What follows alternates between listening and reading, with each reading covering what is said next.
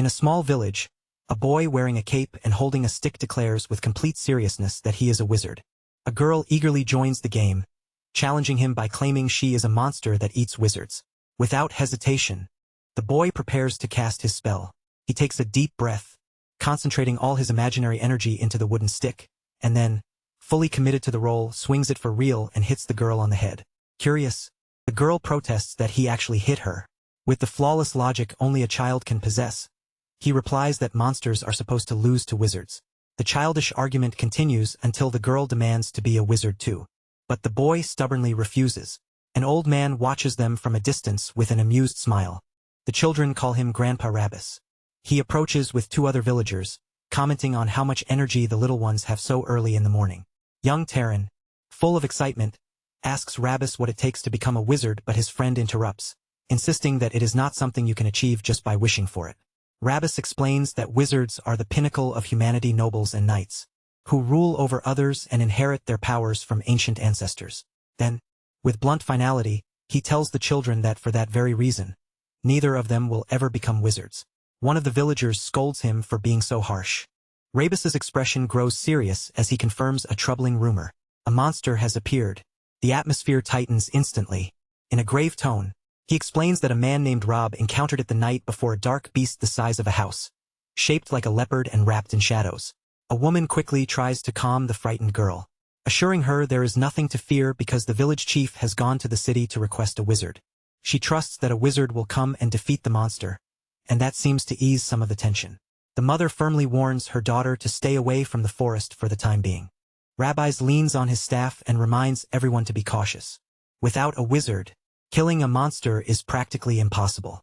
When asked whether everyone in the village knows, he confirms that they do. Then someone asks about him, the shepherd who lives on Israel Hill, visible in the distance beyond the village. The scene shifts to the hill, where sheep graze peacefully in the green fields. In the middle of it all, a young man lies on the grass, taking a nap among his flock. It is Tron, now grown. He slowly opens his eyes, a blade of grass hanging from his mouth, his expression one of complete indifference. Stretching lazily, surrounded by the gentle bleating of sheep, he complains aloud about his boredom. To Tron, life is an endless routine, the same landscape, the same sheep grazing without a care, the same day repeating over and over on his small isolated farm. Nothing ever changes. He even thinks that, if things continue this way, he might forget how to speak from lack of company. A voice suddenly breaks his thoughts, calling him a pathetic brat. It is Rabus, who has climbed the hill to scold him for loafing around before sunset. Without even looking at him, Tron tells him to move because he is blocking the sun. Offended, Rabus mutters about his lack of manners and asks if he is still holding a grudge over that incident in the past. Tron repeats his words as if he does not remember. With irritation, Rabus reminds him of the time after Taran's mother died, when Rabus tried to claim the sheep as shared property. Taran stands up and makes it clear that he is not generous enough to share his mother's inheritance. They are not close, he says, so if Rabus has something to say, he should say it and leave. Rabus flares up, calling him a brat. But Taran's cold, defiant stare stops him short. Intimidated, Rabus abruptly changes the subject and tells him about the monster. Taran turns slightly surprised, gently stroking one of his sheep as Rabus explains that it is a leopard the size of a house and that he is just finished warning the villagers. Taran calmly remarks that it sounds serious. Rabus, unsettled by his lack of fear, asks if he is not worried, since he is likely the nearest target. He warns him to be careful and repeats that the chief has gone to fetch a wizard. Taran simply sits with his back turned. Rabus claims he came because he was worried about him, but Taran dryly calls him out, asking why he will not admit that he is really worried about the sheep instead. Rabus falls silent. With a mocking smile, Taran tells the old man to leave if he has finished talking and adds one last insult that his breath smells bad enough to rot his nose. Curious, Rabus storms off, muttering curses, while Taran watches with a satisfied grin before returning to his flock. Yet the word monster lingers in his mind. Beast with mysterious powers and magic. Just as humans have wizards, beasts have monsters. One sheep nudges him curiously. The idea that a wizard would visit such a remote village for a single monster feels strange. Still, it means he might finally see one in person. As he walks with his flock, he doubts that any wizard sent to a tiny village like this would be particularly impressive. Even so, the thought sparks his curiosity. With a faint smile, he wonders how strong they truly are. Then, suddenly, his sharp sense of smell catches something. His expression changes instantly. A metallic, familiar scent drifts through the air. There is no mistake, it is blood. And it is coming from the nearby forest. The sun begins to set, staining the trees in an ominous orange glow. Determined to investigate, Taran steps into the woods, following the scent as it grows stronger with each step. He stops abruptly. He has found the source. His gaze settles on the scene before him, his face unreadable despite the horror. On the ground lies Rebus's mutilated body, surrounded by a pool of blood. With chilling calm, Taran murmurs that despite warning him to be careful, the old man was the first to fall. The smell had come from him. Kneeling down, he examines the wounds. No ordinary wild animal could have done this. The sheer brutality leaves only one conclusion: it was the monster. A sudden noise behind him snaps him to attention.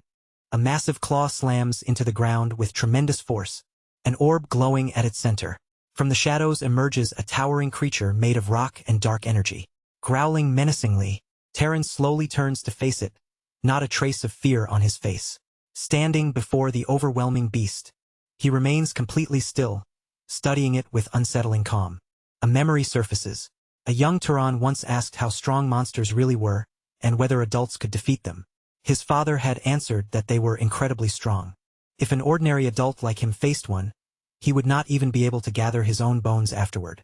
The boy had realized with growing fear that not even his father could win. Worried, he had asked what would happen to their village. His father, serving him breakfast, had reassured him that the chief would bring a wizard, and the wizard would subdue the monster. With shining eyes, the boy had asked if the wizard would not lose, if he would truly punish the monster. His father had smiled confidently and said of course wizards are magnificent, beings born with magic. They can kill a monster with a single word. The memory fades, and the present returns with the monster roaring before him. Taran recalls his father's words about the power of wizards. A faint smile forms on his lips. It seems he is about to test that theory. With icy authority he speaks a single word.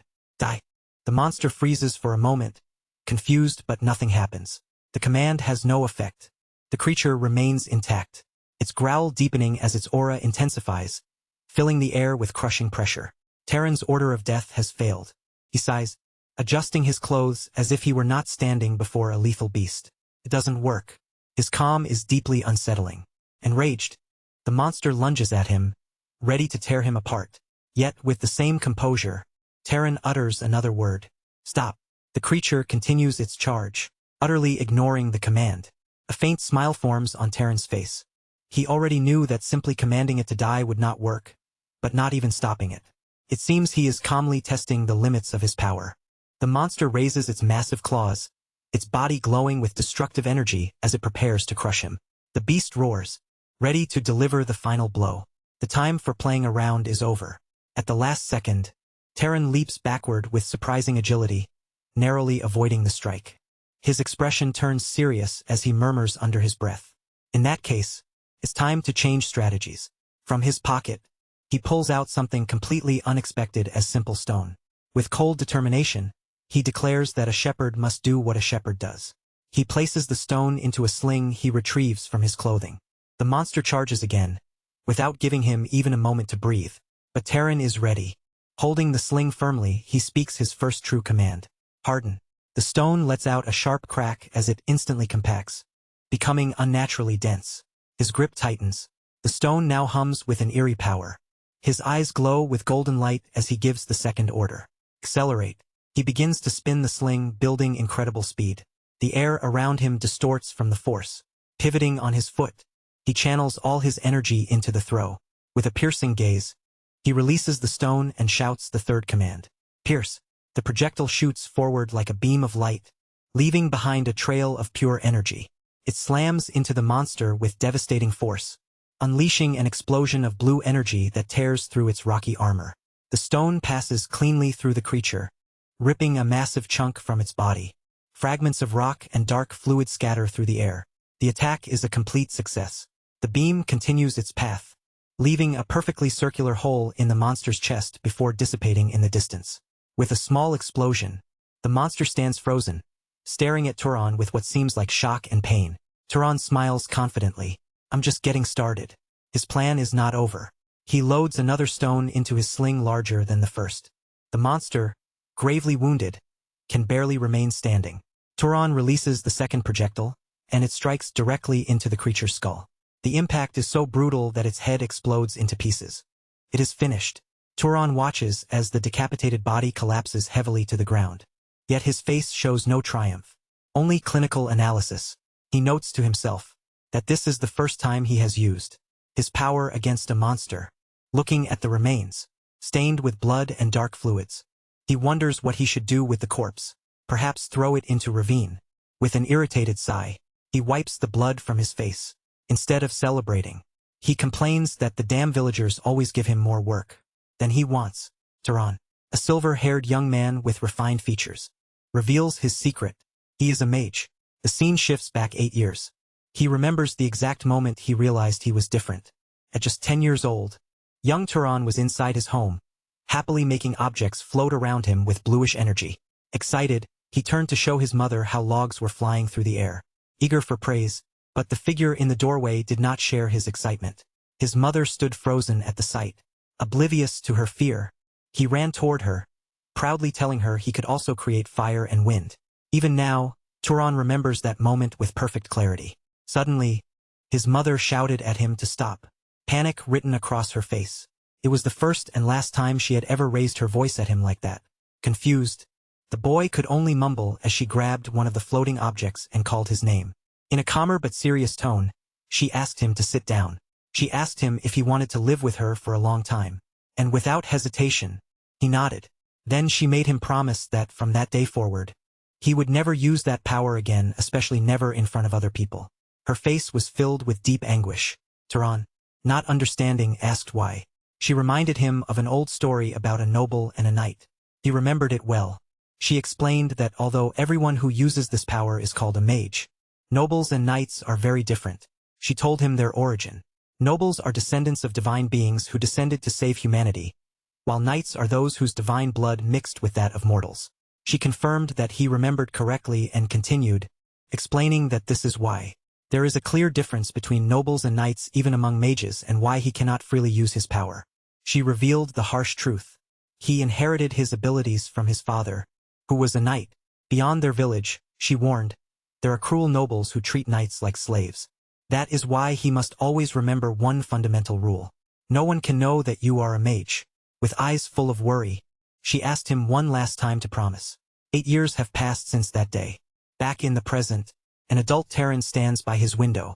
He has kept the promise to his mother all this time. As he pulls the curtain aside, he reaffirms his decision. The promise will not be broken. He has no desire to reveal himself as a mage, nor any intention of leaving the mountain where he lives. His gaze is firm. He is determined to maintain his quiet, hidden life. Suddenly the calm shatters. Someone pounds violently on his door, shouting his name and demanding that he come outside. With clear annoyance, Terran opens the door, ready to confront whoever is causing the commotion. A group of villagers waits outside. At the front stands a large, rough-looking man glaring at him without the slightest concern. Terran yawns in his face before asking, "What is going on?" Facing them calmly, he summarizes their accusation in a way that only angers them further. "So, you're saying I killed Rabus?" The leader grabs him by the clothes, calling him shameless. He accuses Terran of injuring the old man and abandoning him to be eaten by monsters. Terran remains silent, not reacting to the serious charge. When he finally speaks, it is not to defend himself. With absolute coldness, he tells them he understands why they want to blame him. The group is stunned. Terran exposes their cowardice. The oldest man in the village died alone because the younger men were too afraid to fight the monster. Blaming him, he says, is their only escape. With a mocking smile, he tells them it is the easiest way to rid themselves of guilt. Enraged at being exposed, the leader shouts his name and throws a punch. Tron effortlessly leans back, dodging it with unbelievable ease. As he moves, he reflects on his magic. It is convenient and effortless. Using the man's own momentum, he flips him over and slams him to the ground. The man lies there bleeding. Tron knows that if he desires something strongly enough, he can make it happen in exchange for a bit of mana. As the other villagers rush to help their fallen leader, he whispers a nearly inaudible command. Fall instantly. One of them trips and crashes face first into the dirt. He does not need flashy displays like summoning fire. A small push of wind is enough. With subtle movements, he makes another villager lose balance. A discreet touch to a man's weapon is all it takes to hide his magic. The villager's stick snaps back into his own face, leaving him dazed. Tron calculates every move with precision, using only the force necessary to avoid killing them. One by one, he dominates them. He moves among them like a shadow, neutralizing each man with precise strikes and fluid motions. Their weapons are useless against him. Within moments, the last villager collapses to the ground. This is how he has kept his secret for 8 long years. Standing among the unconscious bodies, Tron dusts off his hands. Once again, he has hidden his identity as a mage. With contempt, he tells them they should have used this energy for Rebus's funeral instead. His attention shifts to a group of women approaching cautiously. He asks if they have come to fight as well, but they nervously deny it, claiming they only came to see him. Tron's expression shows he does not believe them.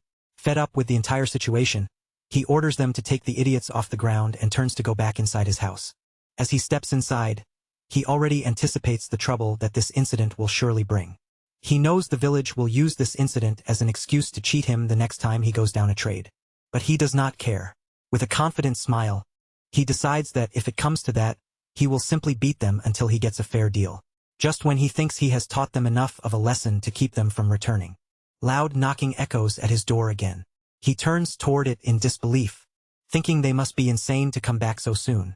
Though these knocks are different, firm and measured, nothing like the chaotic pounding of an angry mob. He swings the door open, shouting who it is and ready to confront anyone, only to stop short. Standing at the threshold is not a villager, but an imposing man with scars across his face and the clothes of a traveler. The stranger, gray-haired with a short beard, politely apologizes, saying he only came to ask a favor and seems to have arrived at a bad time. Tron is momentarily speechless, surprised by the unexpected visitor. He wonders if the man is merely a traveler. Regaining his composure, Tron apologizes as well, explaining that he just had someone want a guest. Internally, he reflects that his mother taught him to be polite, but he has never had reason to treat anyone from the village kindly. So the situation feels unfamiliar. The presence of an armed traveler carrying a sword in such a quiet, isolated place immediately raises his suspicion. He begins to suggest that if the man is looking for an inn, he should try the village. But he stops when the traveler's stomach growls loudly with hunger. Tron sighs in resignation. Despite his doubts, he invites him inside. Soon they're seated at a table with a simple but plentiful meal. Tron says he does not have much to offer. Yet the traveler eats eagerly, calling it a feast. The traveler remarks in surprise that Tron seems never to have met anyone from outside the village. Tron, serious, confirms that he was born and raised on this hill, and has always lived as a shepherd. It is rare, he adds, for such a small village to receive visitors. The traveler listens carefully while drinking, his eyes sharpening as he studies every word Tron says. Tron drinks as well, maintaining composure despite the tension. The traveler comments that he finds him interesting, and Tron feigns innocence, asking what he means.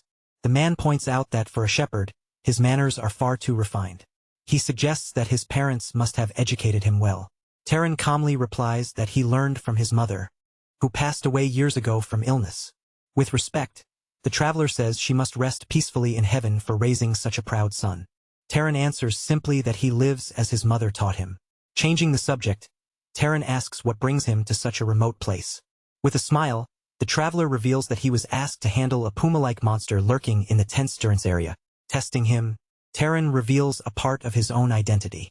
I am a mage. He assumes this must be the wizard the village elder mentioned.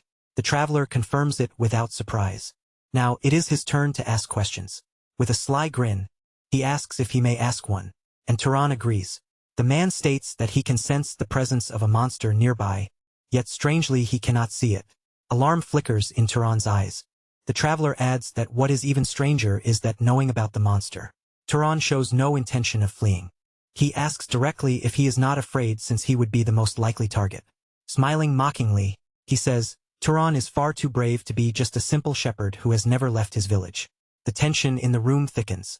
The traveler stares at him, demanding to know his true identity. Tron's mother's words return to him. As a child, he once asked why he could not reveal that he was a mage. She told him it was because of wicked nobles. When he asked what she meant, She explained the cruel hierarchy of the world. If nobles are like shepherds, knights are like the dogs they raise. Even if treated like family, they can be sold or sacrificed whenever necessary. With tears in her eyes, she said she did not want that life for him and asked if he wanted to continue living by her side. The young Terran had answered with a firm yes. Then she gave him a final command. No one must ever know he is a mage, especially other mages, who would separate him from her and turn him into a guard dog, ready to be discarded. Back in the present, Terran's gaze is icy. He remembers why he chose isolation. The traveler slightly unsheathes his sword and offers a final warning. To avoid being exposed as a mage, one might have to kill inside a cabin. The veteran warrior named Korn tells his host that sometimes, to protect such a secret, extreme measures, even murder, are necessary. Hearing this, the silver-haired youth looks aside with a dark expression, as if the idea resonates deeply. With a piercing stare, Terran asks why he would say such a thing. Korn covers his face with his hand, perhaps regretting his harsh words, then suddenly laughs. He tells Terran that with such a serious face, he is ruining the joke. Terran is completely bewildered. He cannot believe something so grave was menace humor. He apologizes, admitting he lacks a sense of humor. Korn apologizes in return for frightening him, and tries to lighten the mood, saying it was probably his first wizard's joke. Realizing they have not formally introduced themselves, Korn extends his hand with a friendly smile. They shake hands, and Terran finally introduces himself as Terran, a shepherd. As they continue shaking hands, he casually adds that he has just turned 18. Later during dinner, Korn reveals that he is 75 years old. Terran is shocked, saying he does not look at all. Korn explains that mages age more slowly and live longer. Then, curious, he asks Terran how he ended up wandering. Terran, still pretending to be an 18-year-old, spins an elaborate tale, claiming he spent 60 years serving the House of Arabian and now only wishes to travel.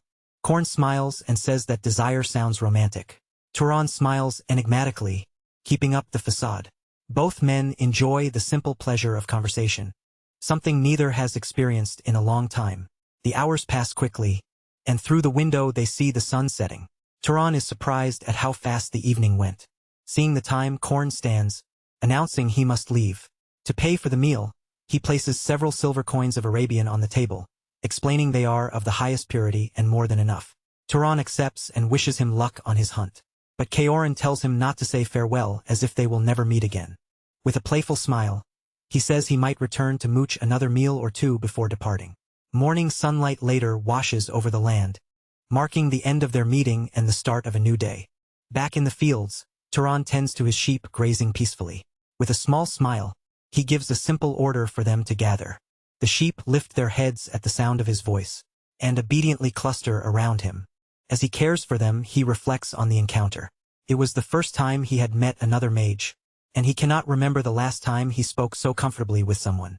Stroking one of his sheep, he thinks about the calm joy in Korn's voice and remembers the times he visited, always arriving with a smile and a small gift. Of all the adults he had known, Korn seemed like a good person. He had always believed knights were nothing more than emotionless house dogs used by arrogant nobles. Suddenly his thoughts break, and a drop of sweat slides down his forehead as he wonders how Korn's hunt went. Meanwhile, Korn walks along the forest path, thinking there should be no magical beast left on Asari Hill. Something feels wrong.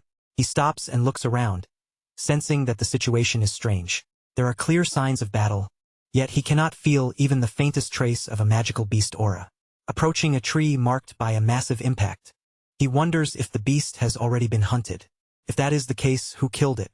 He wonders, asking himself if his client might have assigned the mission to another mage instead of him. He exhales slowly, deciding that, in the end, it's a relief.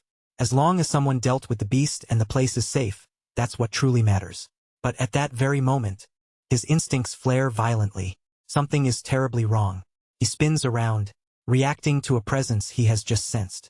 From the undergrowth, a gigantic, monstrous claw with a glowing eye emerges from the darkness.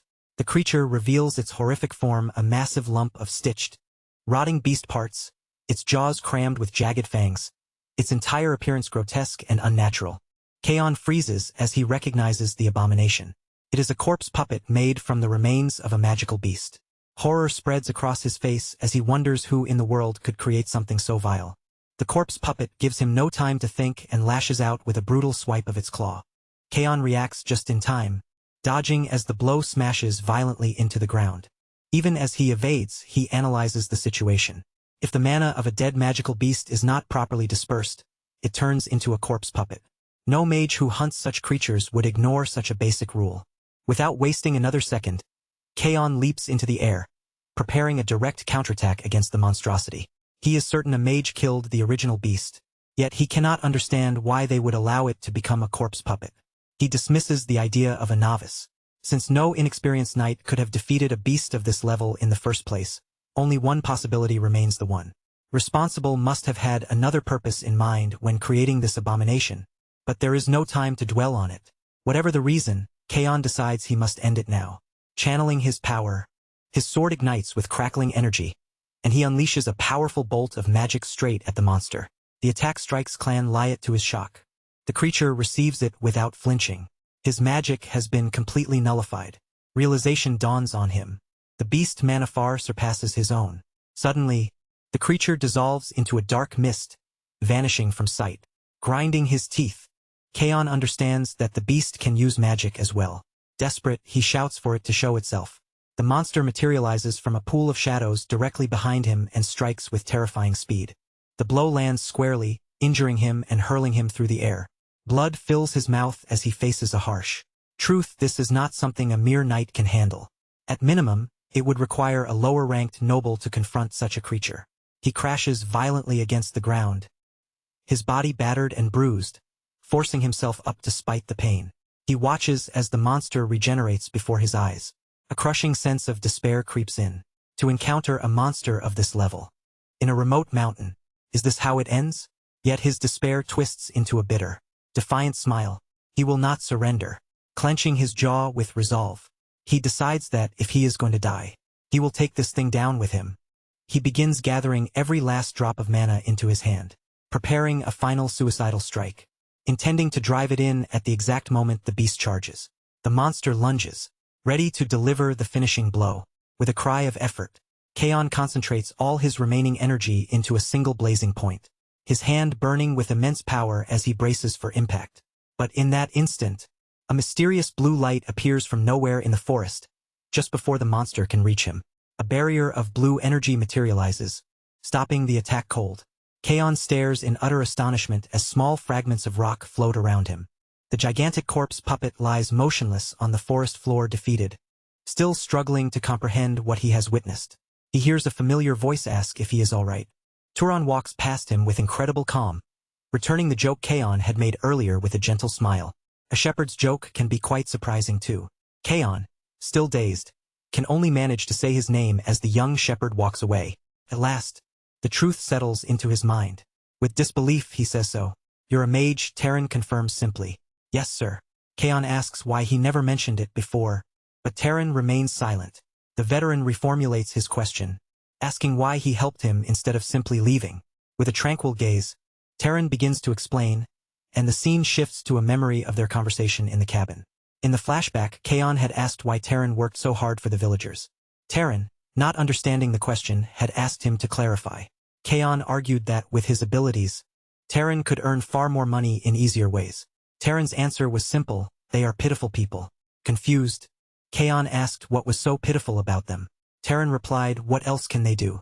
He explained that they live on the fringes of society, trembling in fear without even the most basic protection. Then he looked at Kaon and told him it was not their fault. Those who become mages inherit the power of the gods. Moved by his words, Kaon smiled and agreed. If that is so, then they should feel proud to protect helpless commoners. Though he admitted not all mages think that way. Back in the present, a faint smile forms on Terran's face. Genuinely, he tells Kaon that every person in the world has their own way of thinking and living. That is his answer. A brief memory flashes of the devastating power of the monster Terran defeated effortlessly. Kaon, still unable to grasp the extent of Terran's strength, insists that creature was beyond him. At least a noble would be needed to fight such a beast. He orders Terran to inform the village chief so they can evacuate, offering to hold the defensive line. Himself unaware that Terran has already resolved the situation, a memory of his earlier desperation crosses his mind. He had spoken bravely, but inside he did not know how long he could have lasted. Terran simply replies, "It's fine. Confused, Kaon asked what he means. As a rock infused with magic levitates nearby, Terran adds that if that last attack worked, they will be fine. Kaon does not understand what he is saying. Then the truth strikes him. His voice trembling, he asked if what Terran just did was not even his full power. Unable to process that a young mage hidden in the mountains could hunt a corpse puppet. In a moment of clarity, the battle-hardened knight realizes this was no simple encounter with a country boy in a rural village, nor reckless bravado from a runaway noble youth. No, this was something entirely different. Kaon does not fully comprehend it yet, but he may be witnessing the beginning of the story, of a mage who will turn the world upside down. Meanwhile, with a confident smile, Terran admits to himself that he too has been curious about discovering his own limits. In the forest, a gigantic, corrupted specter rises before him. The young shepherd is thrown back by the sheer pressure of its power. Yet instead of fear, he smiles calmly. To him, this is the perfect opportunity to find out where his true limits lie. From a distance, Ki and the knight shouts at him not to do it. Despite Terran's immense talent, he warns that the monster is far too dangerous to face alone and insists they join forces. But just as he prepares to help, the specter launches a sudden attack directly at him. Before it can land, Terran moves with incredible speed and releases a powerful burst of energy, intercepting the strike. The impact echoes through the forest, yet Terran realizes his attack had no effect. Kian shouts the harsh truth: you cannot kill a specter with physical attacks. The monster advances relentlessly. Seeing himself outmatched, Terran calmly asks how he is supposed to kill it. Kian extends his hand and reveals the specter's weakness. The answer is simple: fire, or alternatively, an equally elemental and destructive force, lightning.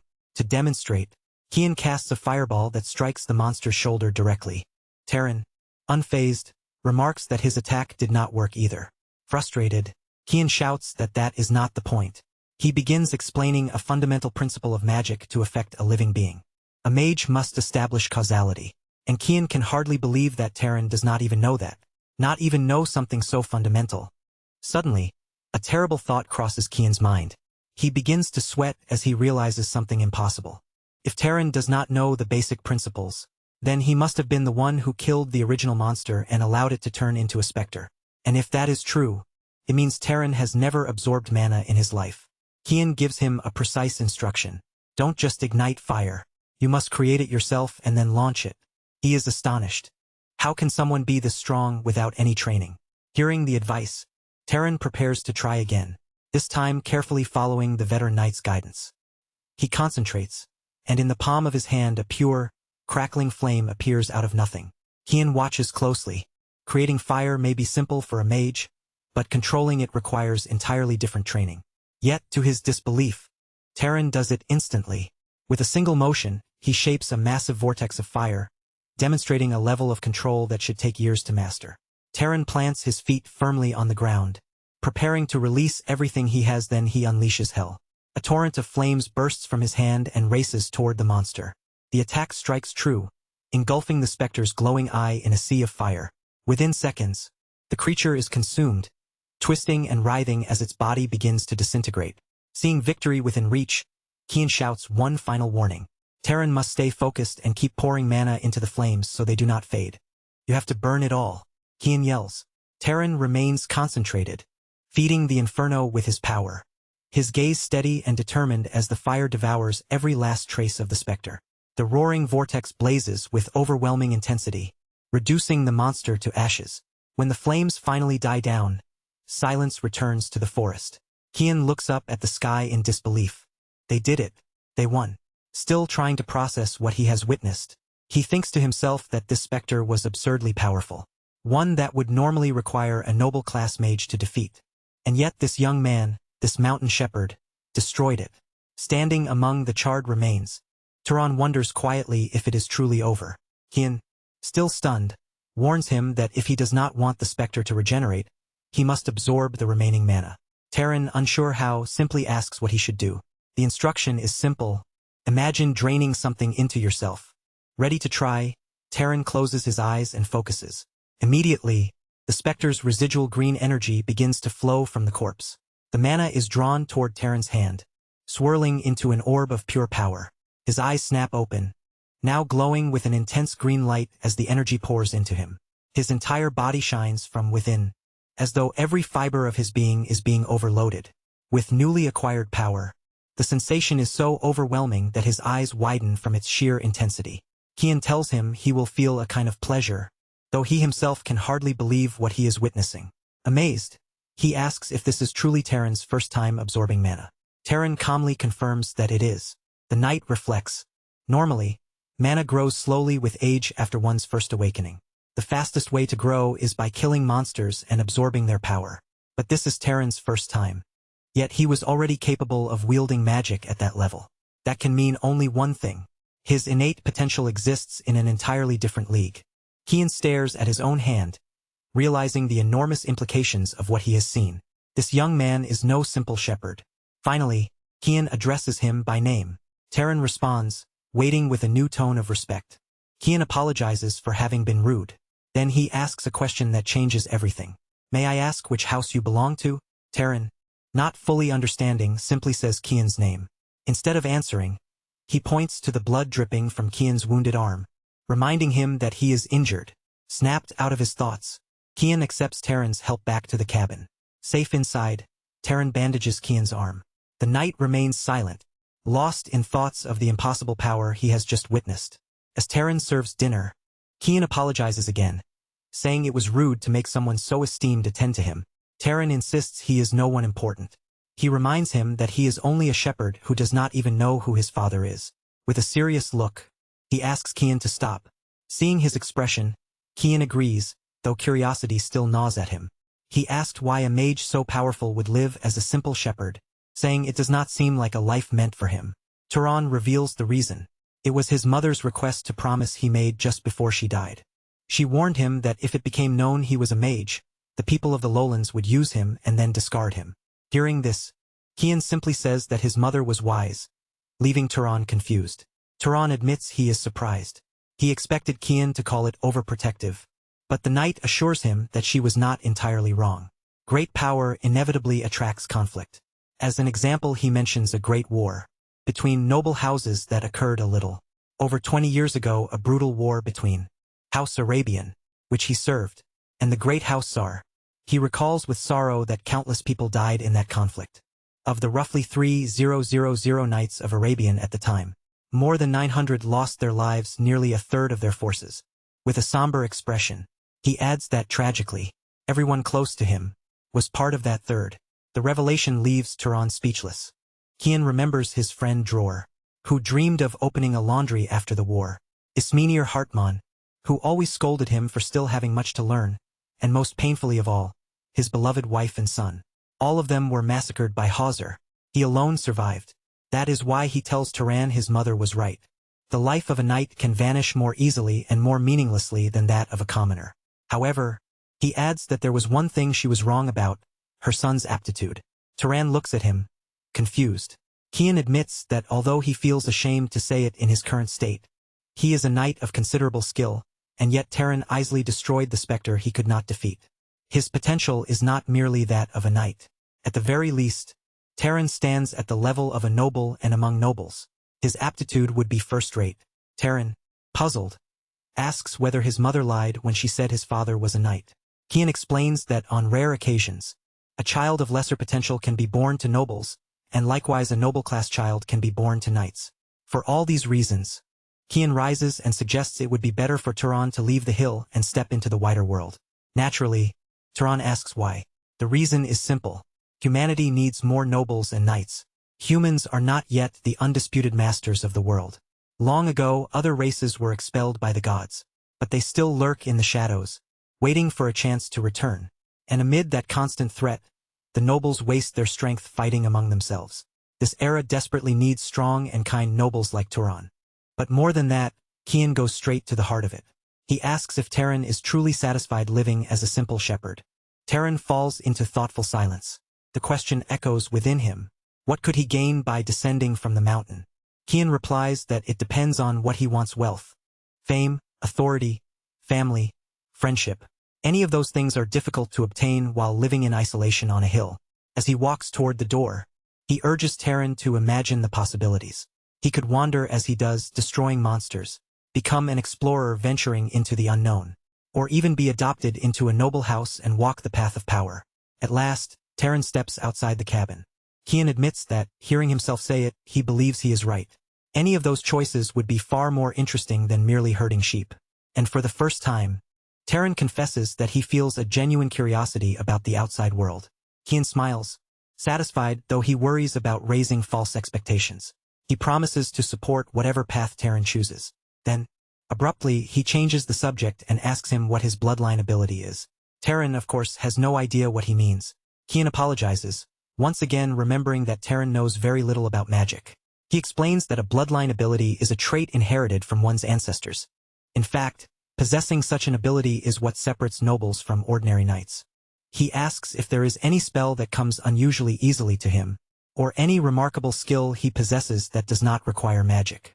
Taran hesitates, wondering if his strength counts, but Kian explains that simply having mana naturally strengthens any image's body.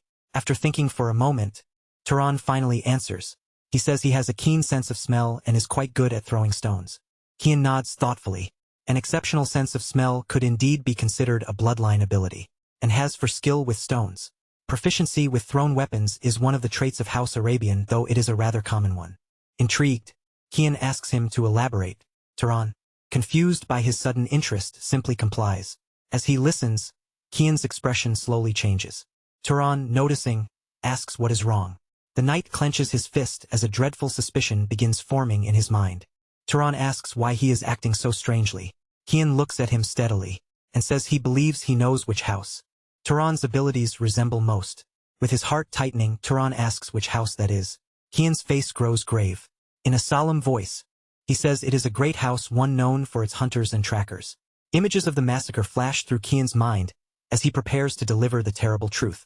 The name he finally speaks is House Sahar, the very house that once waged war against House Sarabian. The name hangs heavy in the air, thick with history and blood. Taran freezes, eyes wide.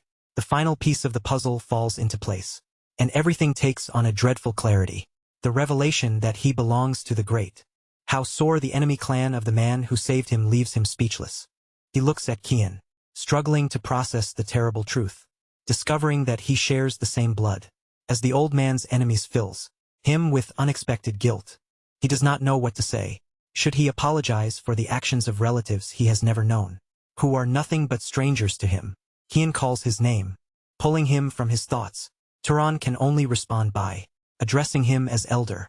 The old knight places a hand on his shoulder and tells him not to make such a troubled face. His tone is calm, without a trace of resentment. Yet Taran cannot help feeling responsible. He insists he had nothing to do with that war. The injustice of being judged for his blood torments him. Kian smiles with quiet wisdom and explains that these are matters of adults. Trying to wash blood with more blood only creates an endless cycle of conflict. Moved by his maturity, Taran asks him directly if he regrets nothing. Confused, Kian asks what he means. The young man reminds him of the advice he gave earlier to descend from the hill and explore the world. Kian explains that if Taran pursues power with his extraordinary abilities, he will inevitably end up joining House Sor. Even so, the old knight assures him that he fully trusts his character. Leaving Taran surprised by such faith, he reminds him that Taran saved his life, even though doing so meant revealing an identity he had hidden his entire life. Kian believes that if someone like Taran were to rise to a high position within House Sor, perhaps he could prevent another terrible war from ever happening again. Taran listens in silence, feeling the weight of that possibility. Kian tries to lighten the mood, telling him not to think too much about it since he has not yet decided anything. But Taran interrupts, saying his thoughts are now clear. Kian looks at him, curious about his sudden resolve. With newfound confidence in his eyes, Taran declares that he has made his decision. He wants to try going down the mountain. Kian smiles in satisfaction. He approves, but tells him not to rush. This is not the right time yet. Taran, with kindness that deeply moves the old knight, says he will descend once Kian's wound is healed. Despite Kian insisting it is only a scratch, the old man's voice softens, recognizing Taran's goodness. The scene shifts back inside the cabin, where a lesson is about to begin. Kian starts explaining the fundamentals of magic. The indispensable requirement is mana, commonly called the key to omnipotence. Taran repeats the concept as he listens. Kian clarifies that it is not absolute power. To use magic, one must possess mana that is compatible with it. Sitting at the table, Tron asked what determines that compatibility. Kian raises 3 fingers and explains that the difficulty of magic is largely determined by 3 factors: bloodline, affinity, and causality. He begins with bloodline. It is inherited power, determined by the blood one is born with, common among most nobles who are not knights. To put it simply, Kian asks if Taran could heal his wounds with magic. Taran admits that it would be very difficult precisely because of his bloodline. To illustrate, Kian mentions the Revista lineage of the south. For them, certain forms of magic are so natural they can use them without training. A power that flows directly from their heritage. Turan, absorbing the lesson, asks about the second factor, affinity. Kian explains it as familiarity. A mage more easily performs actions they are accustomed to. Turan relates this to his own experience, recalling how he created a fireball as though he were throwing a stone.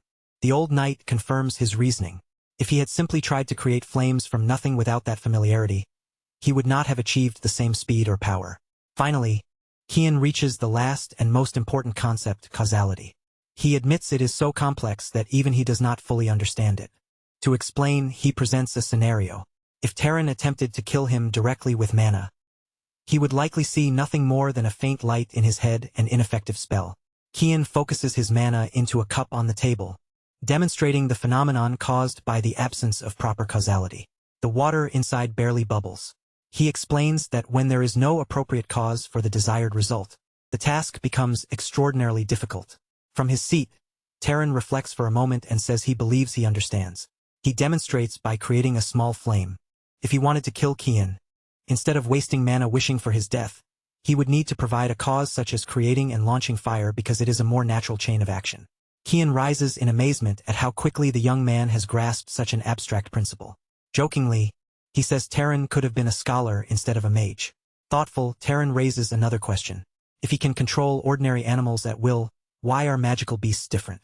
Kian answers that the difference lies in their mana. The lesson continues. Outside the window, one of the sheep seems to listen silently to their discussion. Taran sighs, admitting that magic is not easy at all. Kian agrees, adding that an excellent mage not only uses mana, but understands the principles behind it. An idea crosses Taran's mind. He asks if the Sor bloodline also possesses a special magic. Kian confirms that they are experts in stealth and tracking. He encouraged Taran to try.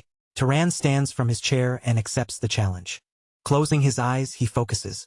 His desire is simple, he does not wish to be seen. But he goes further, wishing that neither his scent nor his sound can be detected. For an instant, light envelopes him as his mana responds to his will, activating the power of his bloodline.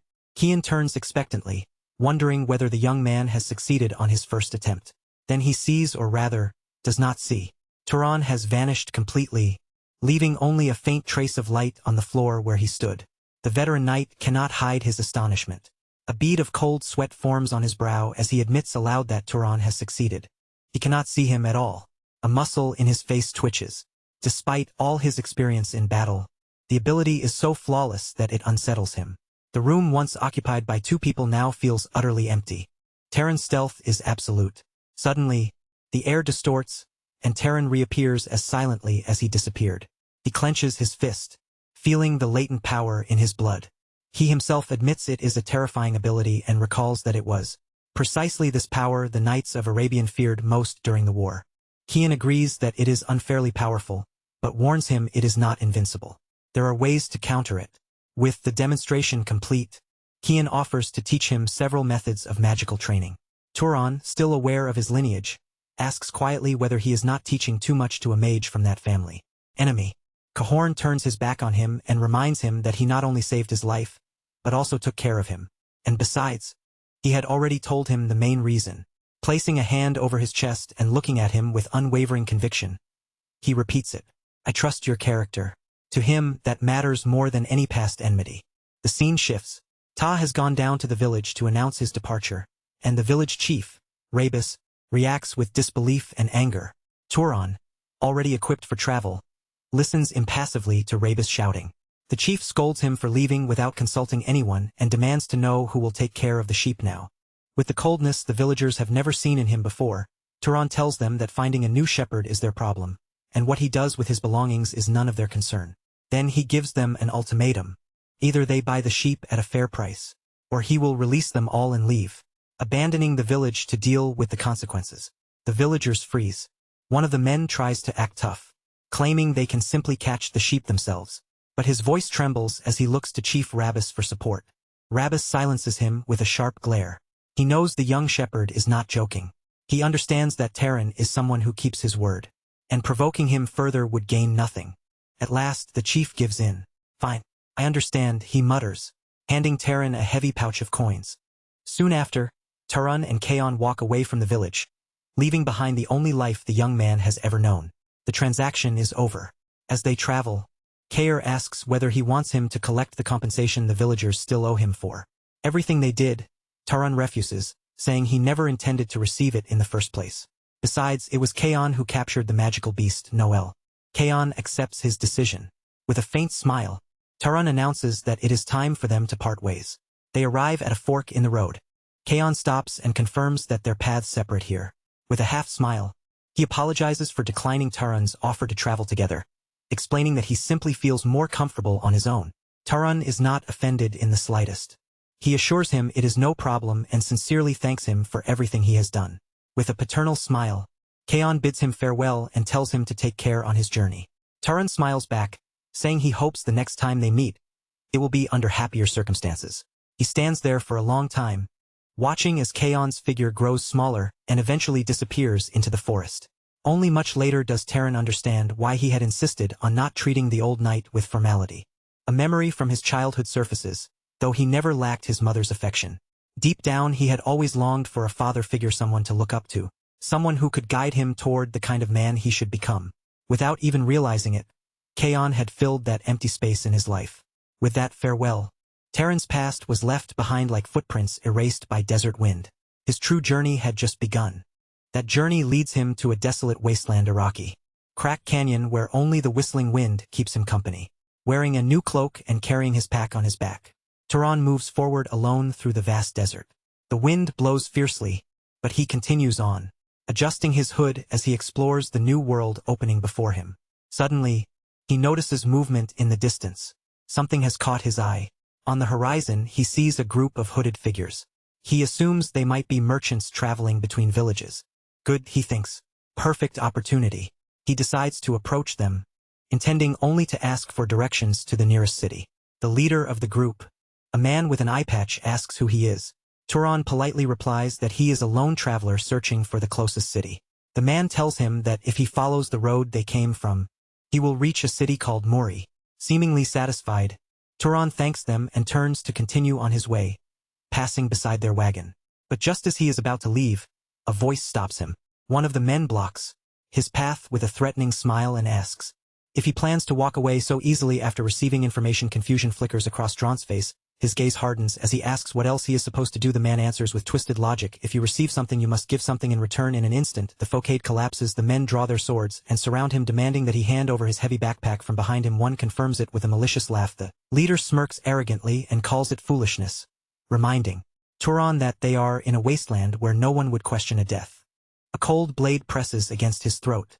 They advise him to remove his bag and cloak to spare them the trouble of killing him. Tron looks at them steadily. Now he sees it clearly. These are not mere thieves.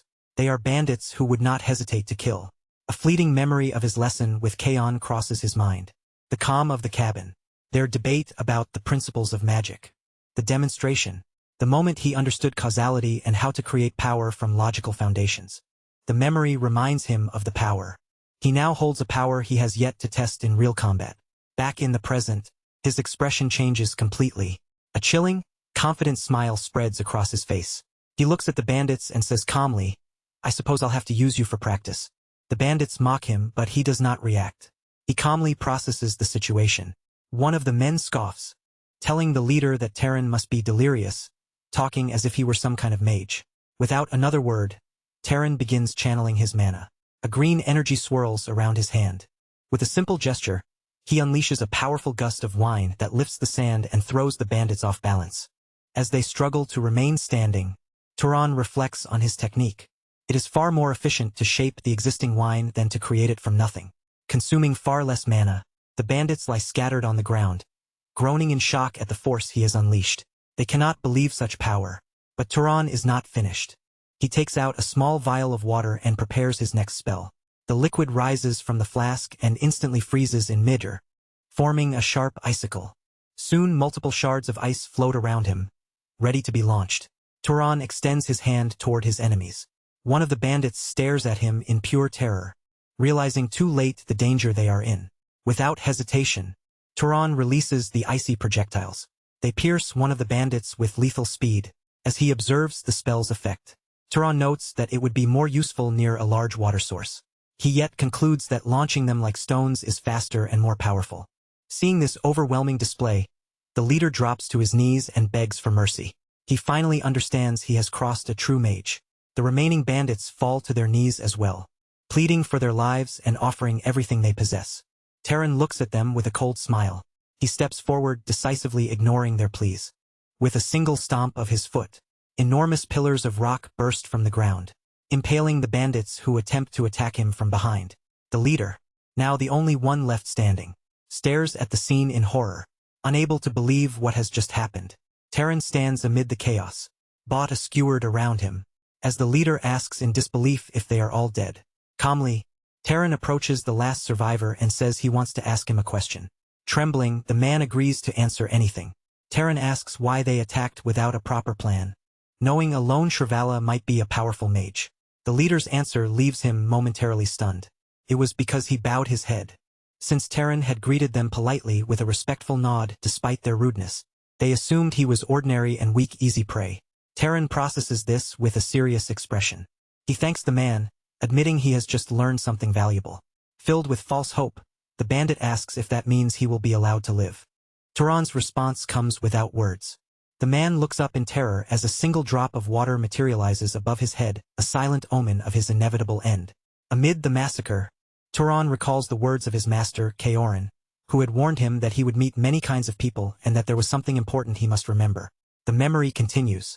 Orum had firmly advised him never to show mercy to scum like bandits, people who would never hesitate to stain their hands with innocent blood, hesitate to harm others for their own benefit. Standing beside the body of the last bandit, Tron finally understands the reason behind that harsh warning. He realizes that sparing one life out of misplaced compassion could one day cost the lives of 10 innocent people. With that thought, he justifies what he has done. Having absorbed the lesson, Tron decides he has wasted enough time. It is time to move forward. He begins following the wagon tracks the bandits left behind in the sand. As he walks alone through the desert, tracing their path, an unavoidable thought crosses his mind. I've killed people. The raw reality of his actions finally strikes him. A sting of guilt pierces his chest, but he quickly suppresses it by recalling Kaon's warning once more. People who rob and kill for their own gain, without hesitation, would attack other innocents again and again. Clinging to his master's teachings, the turmoil in Tron's heart slowly settles. His resolve grows stronger, continuing along the trail. He eventually leaves the desert behind and arrives at a new world, lush, green, and vibrant. For the first time in his life, Tron sees a city. His face fills with awe and wonder at the sight. In the distance stands a great castle surrounded by countless buildings. He has reached the small city of Mory. As he steps inside, he finds himself surrounded by people for the first time in a long while. The noise and constant movement overwhelm him. He watches the crowds in amazement, stunned by the sheer number of people gathered in one place. He has never seen anything like it. The architecture captures his attention as well. The towering stone buildings are imposing and completely different from the simple structures of the village where he grew up. Walking through the marketplace, Tron truly feels that he has entered another world entirely.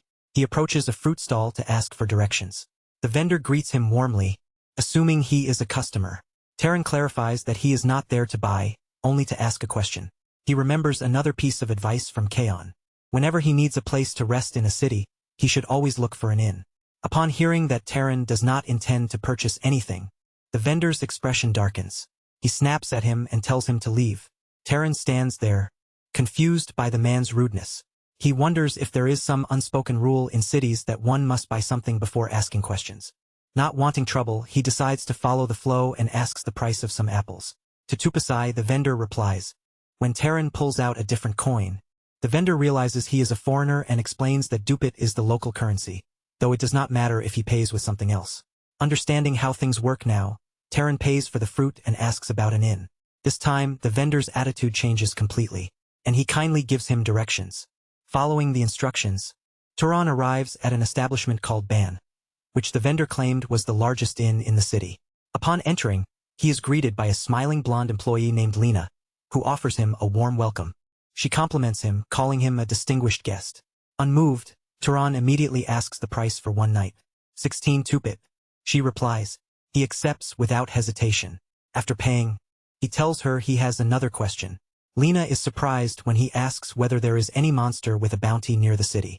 Terran needs to hunt monsters to absorb their mana and earn money at the same time. Just as Kaorin suggested, Lena falls silent, glancing at his pouch of coins with a sly smile. Terran grows impatient, wondering why she is not answering. She reminds him that, in this world, nothing is free, then leads him toward a section of the inn where several notice boards are posted. As she explains how bounties work, she mentions the town hall, a term Terran has never heard before. Seated at a table, Terran asks what a town hall is, openly revealing his ignorance of the outside world. Lena laughs, teasing him for being so obviously from the countryside.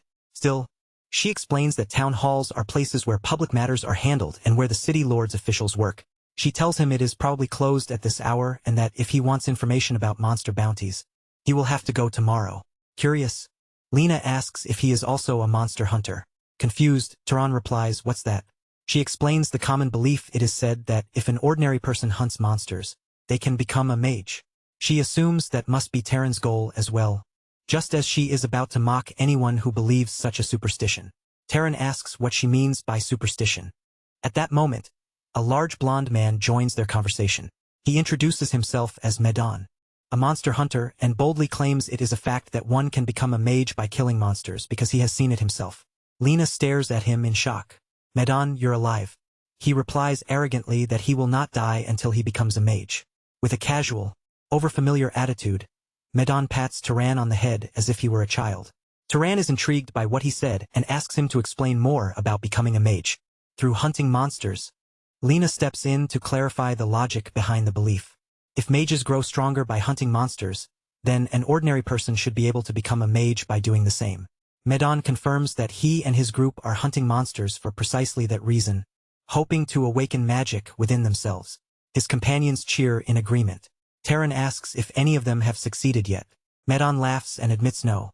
In the entire city there are only 4 mages, the city lord, and 3 people under his service. Medon looks skeptical as he examines Terran's simple gear.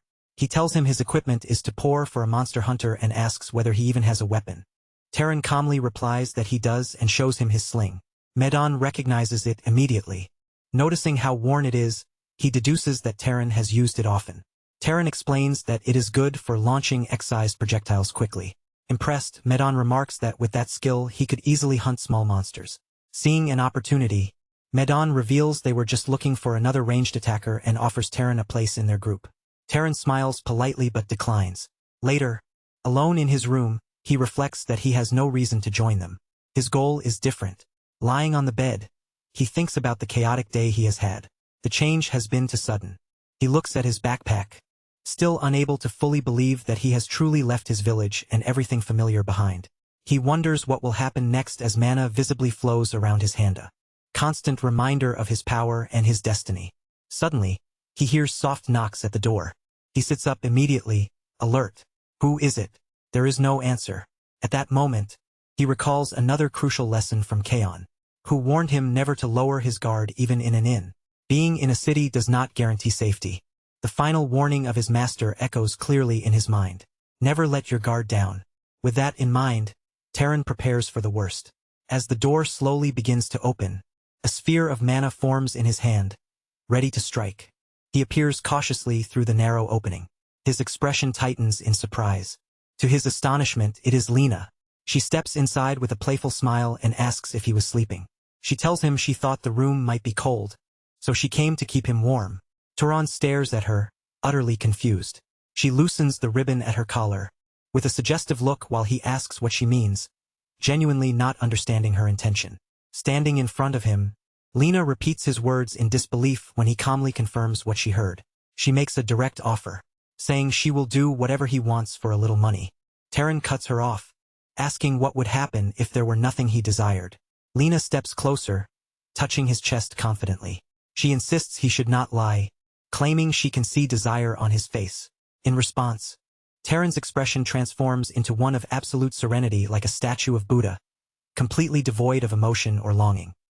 His strange reaction leaves Lena in total shock, unable to comprehend such complete indifference.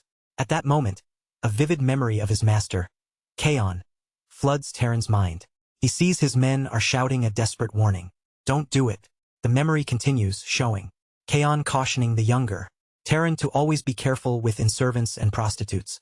Cahorn had explained that even if they themselves possessed resistance to diseases, they could still carry illness and pass it on to others, people. It had been a warning not to be carried away by desire and end up regretting it. Back in the present, Lena walks back upstairs, clearly frustrated. Terran lies on his bed and reflects on how difficult life in the city truly is. After a long moment, he reaches a somber conclusion. Cities are cold, soulless places where everything, even a simple conversation, has a price. Meanwhile, elsewhere in the inn, one of the hunters turns to his leader with a question. He asks Medan why he tried to recruit Tron. Admitting that the boy did not seem particularly useful, Medan answers harshly at first, saying Tron's arrogant attitude would have made him perfect bait for monsters. But then his gaze softens as he reveals the real reason. The boy reminded him of himself when he was young, and he worried about him hunting alone with such a crude weapon. With a faint smile, Medan confesses that he thought Terran would have a better chance of surviving if he stayed close to him. His subordinate can only sigh and tell his leader that he is too kind for his own good. From his room, Terran overhears the entire conversation, and a slight smile appears on his face. Learning Medan's true intentions changes his perspective. Perhaps the city is not as cold as he first believed. The next day, Terran heads toward a large building in the center of the city, likely the hunter's office or guild. Inside, a mustached clerk greets him formally and asks how he can help. The man asks whether he is an official. Terran responds with a rhetorical question, challenging him to guess. Finally, he states his purpose simply. I came to hunt monsters. The clerk repeats the word monsters in surprise. Once again, his master's words echo in Terran's mind. He remembers Kaon warning him that the world would not be kind. The world has no obligation to treat anyone well. If he wants to be treated with respect, the method is simple. Reveal that you are a mage. Then ordinary people will bow their heads before you out of respect or fear. Following that philosophy, Terran hands the clerk a document bearing a distinctive seal. Ready to test the theory, the clerk gives him a bounty sheet and tells him dismissively to look it over and return it. Terran accepts it silently, ignoring the man's tone. Studying the drawing, he asks whether it is a monster or merely a crow. The clerk replies sarcastically, asking if it looks like a cat. Then he gives an important warning. If Terran kills a monster, he must bring the corpse back to the city. If a mage does not disperse the mana, the body will transform into a dangerous specter. According to city law, abandoning a monster's corpse is punishable by execution. Tron meets his gaze calmly and replies, I know. A painful memory flashes through his mind, a monstrous specter. He understands very well what happens when that mistake is made, and he has no intention of repeating it. He then asks why the knights do not handle monster hunting themselves. The clerk scoffs, implying that knights have more important duties. Their job is to maintain order within the city, not to hunt creatures outside its walls. As Tron turns to leave, the clerk finishes with disdain, saying that kind of work is for thugs like him. Watching him go, the man sighs, convinced Terran is just another hunter destined to die, whose body will be piled alongside the others outside the city. The scene shifts to the forest. A glowing eye of a monstrous crow watches from the darkness, but in an instant, the hunt ends. The creature collapses lifeless, a massive, bloody hole torn through its chest. Back at the bounty office, the clerk and his assistant stared down in disbelief. Terran has returned far sooner than anyone expected. Before them lies the corpse of the monster crow. The head clerk, still stunned, asks if he killed it alone. Terran confirms with a single calm word, yes. Without making a big deal of it, he asks how he may receive the reward. The clerk, now nervous and stammering, assures him that of course he will be paid. His attitude has completely changed. He hurriedly hands Terran a pouch of coins and suggests he must have worked hard and should rest. Terran accepts it with a simple thank you. As he walks away, the employees whisper among themselves in amazement. The crow's razor-sharp wings are still intact, valuable materials. They wonder if it is even possible to bring one back in such perfect condition. The chief clerk notices Terran lingering near the exit and asks why he is still there, assuming he was leaving. The arrogance from earlier is gone. Taran turns and asks a question that leaves them speechless. Are there any other monsters worth hunting? The clerk can only mutter in disbelief. He cannot comprehend how, after such a feat, Taran still has the strength to continue. Later, back at the inn, a table is covered with the most expensive dishes on the menu: ham, cheese, stew, and mugs of honeymead. Lena serves him with a look of astonishment. She admits she never imagined someone like him could defeat 30 monsters in just 3 days. As Taran eats contentedly, she adds that he must have earned a great deal of money. He continues enjoying his well-deserved feast without reacting. Then he suddenly pauses, his expression turning serious. He corrects her, explaining that money is not his true goal. What he seeks is the monster's mana. Images flash of him absorbing their energy, confirming how much stronger he has become. He reflects that his mana has multiplied several times since the day he met his master, Kaon, yet he can also sense a limit. To grow stronger, he cannot rely solely on weak monsters forever. Lena listens, confused by his talk of mana, unable to understand what he means. At that moment, the cook and another man approach. Astonished by the amount of food that has vanished, the cook asks in disbelief if Tron ate it all alone. He comments that despite being thin, he eats an incredible amount. Still, he is happy that Tron enjoyed the meal, as it had been a long time since he prepared it. Tron replies that it was delicious, and the cook promises to make it even better next time. The pleasant atmosphere shatters in an instant when a rough hand grabs Tron's shoulder. It is Midden's subordinates. They gather around his table with threatening smiles, asking if he is enjoying such a fine meal all by himself.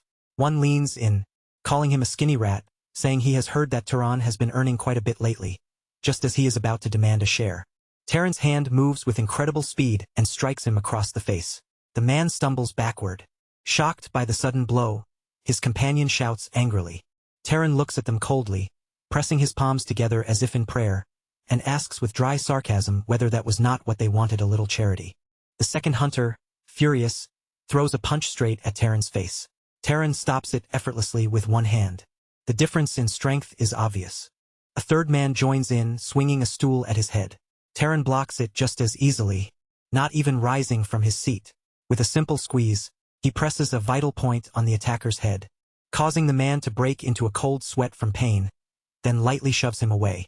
The man flies back and crashes to the floor, completely defeated. Lena, who has been watching with a nervous smile, finally explodes and shouts for them to stop fighting inside her. At that exact moment, Medon enters with the rest of his group. Without hesitation, he bows deeply and sincerely apologizes for his men's behavior. Later, in Taran's room, Medon appears again to apologize once more. He assures him that he has already scolded his men, and that nothing like this will happen again. Medon explains that they have been short on money lately and assumes his men grew jealous seeing Taran's success. He then orders the 2 bruised and embarrassed hunters to apologize. They can barely manage a week. Sorry. Taran asks if their financial situation is truly that dire. Medon shakes his head, saying it is not exactly dire, just limited. Clenching his fist, he admits that in about 3 days they probably will not be able to pay their room fee, but insists that it is their own problem. To his surprise, Taran takes out a pouch of coins and holds it out to him. Take it, he says simply. Medon stared at the pouch of coins in stunned silence and asked why. Taran explained calmly that it was payment for the kindness Medon had shown him before when he had worried about him and tried to recruit him into his group. Completely bewildered, Medon asked, "How did you know that?" Taran gave a faint smile and replied that, in this world, nothing is free. In exchange for the money, he wanted only one thing: information. Midden's face lit up at once. Information was his specialty. With a wide grin, he promised to tell him everything he knew. Time passed in the city. The hunters continued their routines, and life moved on as usual. Tron headed into the forest once more, thinking this might be his final hunt in the city. Midden had given him information about the next city, so it was time to prepare to leave. As he walked, he reflected on their conversation and realized the information had been even more useful than expected, confirming that Medon truly was a good person, though he lacked Kaon's experience. That very lack of cunning made him purer and kinder. Suddenly, Tron's thoughts were cut short. His eyes widened as he sensed something strange. His sharpened senses caught a sharp scent in the air, one he did not like at all. A terrible feeling crept into his chest. Hoping he was wrong, he burst forward at full speed into the forest. Following the trail, he found deep claw marks gouged into a tree, clear signs of a violent struggle. He stepped into a clearing, bracing himself for the worst. The silence was absolute. Then he saw a man lying lifeless against a tree in a pool of his own blood. Tron recognized him instantly. His mind raced. Isn't this one of Minan's men? Fear began to tighten around him. His face hardened as he took in the grim scene. There were no signs of survivors. Another corpse with a vacant stare confirmed the massacre. The forest, once familiar hunting grounds, had become a graveyard.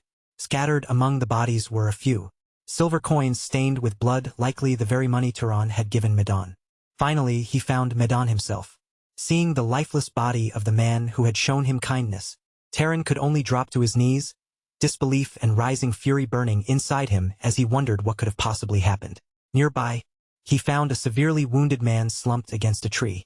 With his last strength, the man tried to warn him about a nearby danger, repeating the same broken syllable over and over. Kneeling beside him, Taran listened closely. The injured man lifted his blood-covered face and, with immense effort, managed to finish the word rabbit.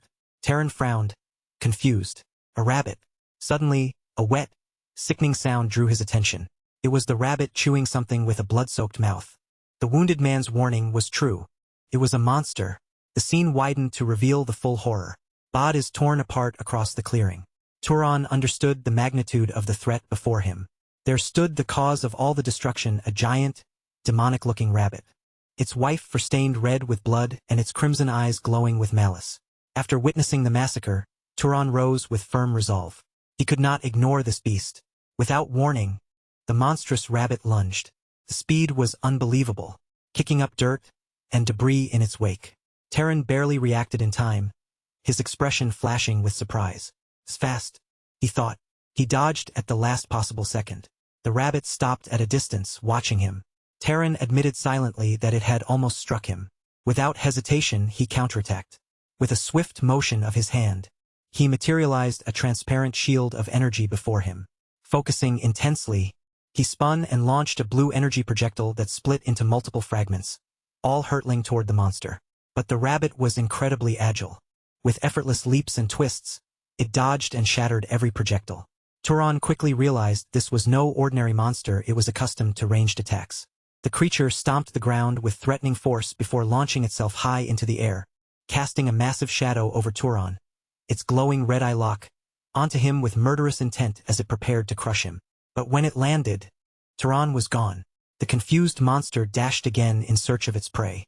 Suddenly, Tron appeared above it, descending with a dagger in one hand and energy gathered in the other. He drove the dagger deep into the creature's neck. The rabbit shrieked as blood burst from the wound. Landing lightly, Taran watched as the monster staggered. Before it could recover, he vanished again, moving with blinding speed. In an instant he reappeared before it, delivering a final blow with devastating force. The rabbit's head slammed into the ground, the shockwave launching its massive body through the clearing and tearing through the forest. A cloud of dust and debris rose high into the air, and from within it came the beast's final cry of agony. When the dust settled, the rabbit lay still, blood pooling beneath it, claws trembling one last time before it fell silent, tongue hanging out, eyes wide and lifeless. The battle was over. Tron approached the corpse slowly and stood before it in silence. Extending his hand, he began to absorb its mana. A powerful green aura surged from the body and flowed into him, enveloping him completely. As he absorbed the energy, he noticed something unusual. The amount of mana was far greater than expected, even surpassing that of the leopard monster he had once fought. His eyes widened in disbelief. He could hardly believe how much power he had gained from a single creature. When he finished, he turned to the wounded man who had witnessed everything. In awe, the man whispered, "You're a mage." Tron confirmed it with a simple nod. Confused, the man asked why someone so powerful would hide his identity. Tron ignored the question and instead asked if any of the fallen had families to whom he could deliver their belongings. With tears in his eyes, the man said no. In his final moments, he remembered his leader Medan. The scene shifted to a memory. Medan, smiling, told Tron about a great nearby city called Orum, home to a grand library. Tron, who had seemed uninterested before, asked about it. Medan explained that, according to rumors, it contained thousands of books. He noticed that the mention of books had finally caught Tron's attention, though Tron pretended indifference. Then Medan added something crucial: not just anyone could enter. Intrigued, Tron asked how one might gain access. The answer was simple: Entry was reserved exclusively for mages. The memory faded. Back in the present, Terran stood before the freshly dug graves of the fallen hunters. With renewed determination, he declared his decision. He would go to the great city of Orum. Before leaving, he paused at Midden's grave and softly spoke his name. Midden, I hope you are happy there. With that, farewell. He turned away from the makeshift cemetery and began his journey toward the city of mages. Time passed, and Terran finally arrived at a bustling metropolis. Blending into the crowd, he observed his new surroundings. In his worn traveler's clothes, he felt out of place. The small city of Mory, once large in his eyes, now seemed insignificant compared to Orum. At the city center stood an enormous and majestic castle, surrounded by a prosperous and well-organized city. Tron joined the long line waiting to enter through the heavily guarded gates. He had not expected such strict security, watching the guards inspect every person. He wondered if they were searching for criminals. When his turn finally came, a guard shouted for him to stop. Confused, Tron asked what the problem was.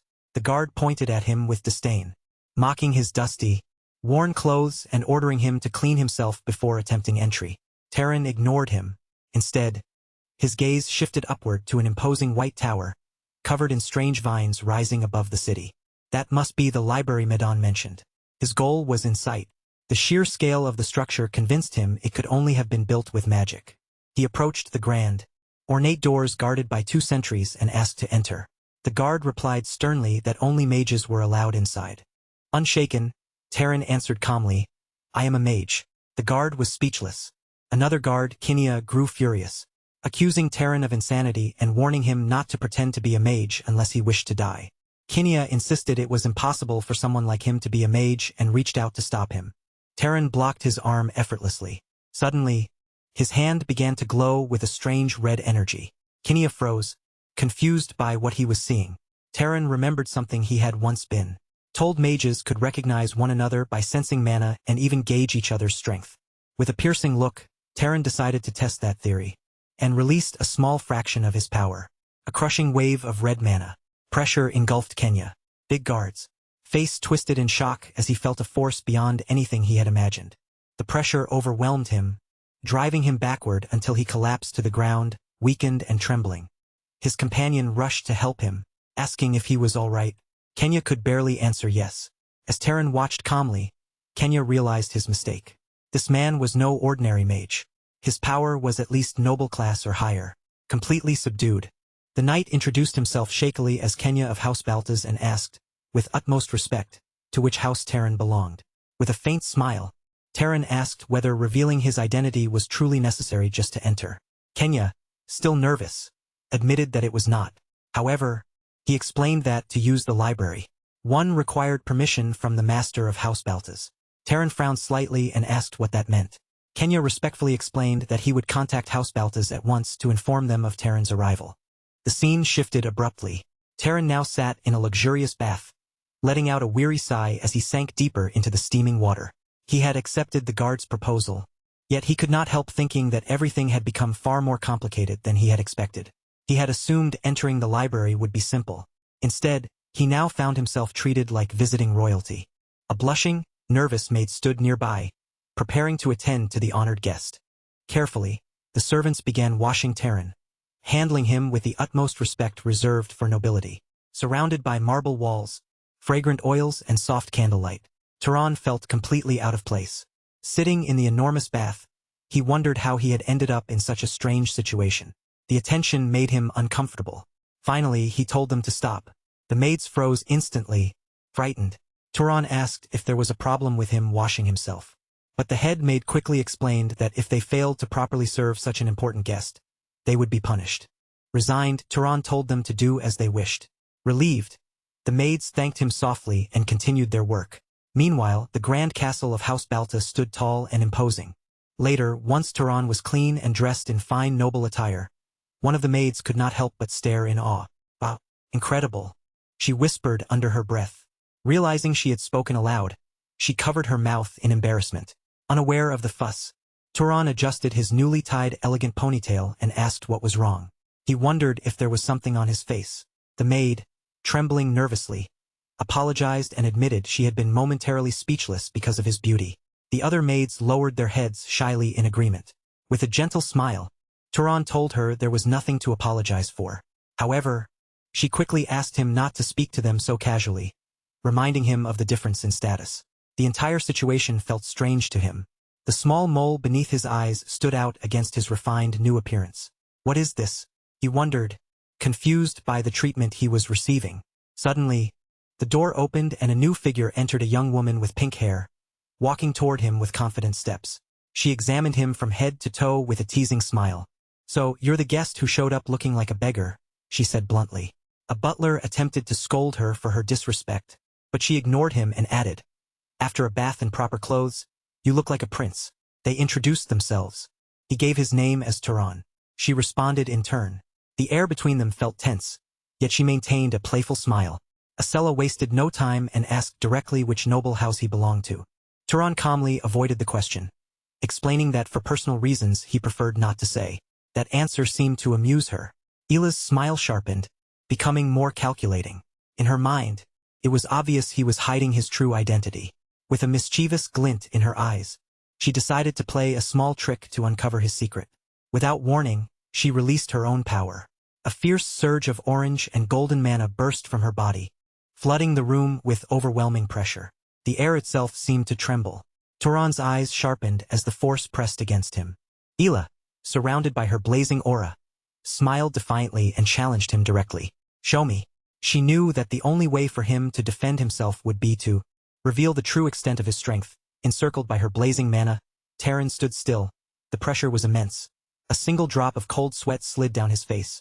He had been cornered. Then we see that as soon as Terran witnesses Acela's spirit force, he releases his own energy in response. In an instant, the entire room is flooded with overwhelming power as the two forces begin, clashing head-on. The air grows heavy, vibrating under the pressure of their mana. A guard quickly steps in front of the maids, shielding them from the spreading energy. Yet the intense aura continues to surge throughout the chamber. After a few tense moments, Tron stops releasing his energy. Acela does the same, having already measured and understood his strength. Instead of looking threatened, she appears unusually delighted. She stares at her own hands, almost fascinated, as if confirming something to herself. Then, with a playful smile, she suddenly says, "Hey, care to marry me?" Her unexpected words leave Tron completely stunned. His mind goes blank, unable to process what he just heard. Noticing his frozen expression, Acela tilts her head slightly and adds, "What's with that reaction? It was just a joke. Still, think about it. At the moment, the seat next to me is vacant." With that teasing remark, she turns and leaves the room alongside her guard, her presence lingering even after she's gone. Terran remains standing there, utterly confused by her words and intentions. He looks down at his hand, still feeling the faint tremor of the earlier clash. A slight doubt creeps into his thoughts as he mutters to himself, "Her mana is on par with mine. At the very least, is this level of power normal here?" The scene then shifts to another room. Seated calmly within is a man introduced as the Lord of Orum, Rugvaltus. As Tron enters, the nobleman greets him in a composed tone. "Welcome, young noble. You already know my name." But protagonist replies respectfully. "Tron." Rugvaltus repeats thoughtfully. "So, you wish to use the library? Many people come here after hearing strange rumors. So let me tell you this in advance. There is no incredible ancient magic hidden in that library. Nor is there any secret method to dramatically increase your mana." Terran listens carefully before answering without hesitation. "I am fine with that. From the beginning, that wasn't what I hoped to gain." Rugvaltus studies him for a brief moment before responding calmly. "If you still wish to proceed, I won't stop you. In any case, there is nothing inside that counts as confidential information related to our house. However, it's already late today.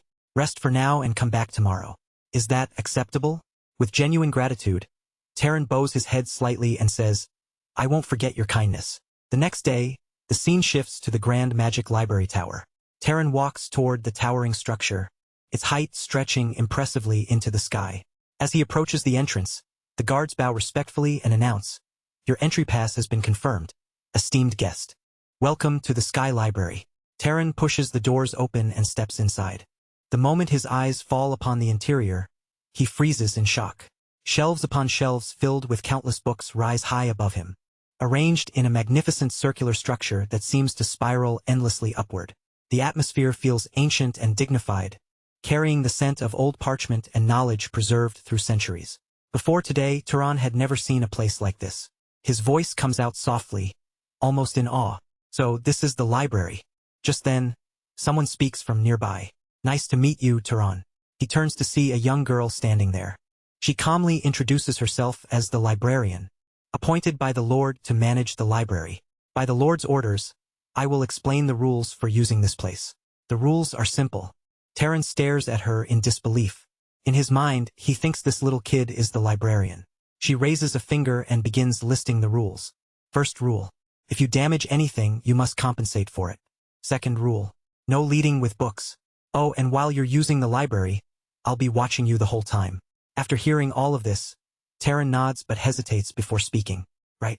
But when I'm reading, could you stand a bit further away? I feel uncomfortable. Then he adds curiously, if you're the librarian, you must have read the books here too, right? Of course. She replies confidently. If you need to find something, count on me. I'm the best at it, then. Tilting her head mischievously, she asks, so what do you want? Romance? History? Or since you're young, something erotic? Tron is caught completely off guard by her blunt question, but he quickly regains his composure. I want to learn about common knowledge regarding the world. This time, it's the librarian who looks surprised.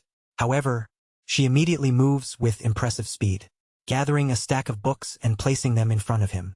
Most of the books here are hundreds of years old, she explains, so they aren't really suitable for current events. But this section should help a bit. Thank you, Tron says sincerely. You're welcome, she replies lightly. With that, Tron picks up one of the books and stares at it for a moment. So, this is a book, he murmurs, almost as if rediscovering something fundamental. He slowly opens it and begins to read. As his eyes scan the pages, a spark of amazement lights up within him. This is incredible. Through narration, we are told that Tron repeated the same routine, every single day spending hours inside the library, reading without fail, day after day.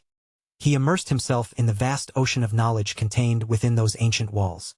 Gradually, he came to understand the geography of this world, its different races, the proper etiquette among wizards, and the methods by which various items were manufactured and processed. He also learned about monsters that roamed, distant lands and relics that dated back to the era of the ancient empire. With each new piece of knowledge he absorbed, the world that had once felt like an endless, unknown void began to take shape. What was once blurry and incomprehensible slowly became clearer and more vivid in his mind. The scene then shifts to the Lord standing before him is Tron. The Lord speaks in a calm yet measured tone. So, you have been making excellent use of the library. Yes. Tron replies respectfully. Hearing this, the Lord continues. I trust you understand this separately from treating you as a noble. Permitting you to use the library was an act of goodwill. I would now like to receive payment for that goodwill. Without hesitation, Tron responds, please tell me what you need. The Lord explains, a monster has appeared north of Orum and has been attacking travelers. Tron looks at him directly and asks, do you want me to hunt it? The Lord continues speaking, his expression growing more serious. The Fur Knights who went to subjugate it never returned. They were eaten. It seems a noble will have to intervene personally. However, our house can only mobilize to people at the moment. Very well, Tron answers calmly. In his heart, he thinks to himself, protecting the people is what a wizard must do. However, something seems strange. Are wizards usually the type not to get involved in matters like this? The lore then adds further explanation. The northern route that was blocked as an important trade route for Orum has been closed for 10 days. So we must reopen it quickly. Upon hearing this, Tron reflects silently. 10 days ago, that was before I even arrived in Orum. So that's why he allowed me to use the library so readily. The scene transitions once more. A large group of people forming an impressive procession is seen departing from the city together, heading toward the north toward the danger that awaits. Within the group moving north, someone suddenly remarks, Father really is something, to think he would even mobilize a guest to hunt a monster. The one who says this is none other than Azella, walking confidently at the front. She continues in a slightly teasing yet critical tone, are we really that unreliable? Oh, I'm not blaming you. I'm just saying my father is making a huge mess. The man beside her lets out an awkward chuckle and replies, isn't calling the Lord a messmaker a bit much, young lady? Cut it out. Azella snaps lightly, clearly unbothered. The same man then turns towards Tron and speaks more formally. This is our first time meeting properly. Isn't it? I am Marvin Valtis. I look forward to working with you. Likewise, Terran answers calmly. With introductions complete, the team continues advancing along the northern route. Azella, still leading from the front, says casually, "Let's get this over with and go back to rest." As they walk, Marvin leans slightly toward Terran and asks in a low voice, "Terran, any chance you're interested in my older sister?" Terran immediately declines without hesitation. "That's a relief," Marvin responds, sounding genuinely reassured. Suddenly, the men at the front signal everyone to stop. Ahead of them lies the wreckage of what appears to be a destroyed carriage. The remains are scattered, clearly showing signs of a violent attack. As they examine the scene, one of them mutters, "Was it the creature? Probably. We forbade anyone from going north from our side. So they must have come from the south and were attacked." Another concludes. Tron carefully observes the surroundings, silently analyzing the damage. His gaze sharpens as he studies the marks left behind. Then he speaks up calmly. "It's a monkey." Everyone turns toward him in surprise. "A monkey," Azella repeats, clearly skeptical. Tron kneels slightly and points to a large imprint on the ground. "Look at this palm print here. It seems it attacked the merchants and then went back into the forest. If we find the trail and pursue it, we should be able to locate it." Azella frowns slightly. "Pursue it? I can barely use that kind of magic." "Marvin, what about you?" "Neither can I." Marvin admits. "There is a knight who can." Before he can finish, Terran steps forward and says calmly, "I'll try searching." Azella looks at Terran with curiosity and asks, "Oh, are you from that lineage?" Terran calmly replies, "I use this frequently, so I'm used to it." With that, he begins his search. The moment he focuses, he starts tracking the scent in the air. As he inhales deeply, faint traces of the monster's presence begin to appear clearly in his perception, almost like invisible trails revealing themselves before his eyes. After following it for a short distance, he suddenly points to one side and says firmly, "Over there." The group follows him until they arrive near a riverbank. Tron stops and studies the area carefully before speaking again. "Stops here. It looks like it washed itself." Azella frowns in disbelief. "Are you saying a mere monster did this to prevent being tracked?" "Perhaps it washed itself by choice." Tron answers thoughtfully. At that exact moment, the same scent hits him again, stronger, closer.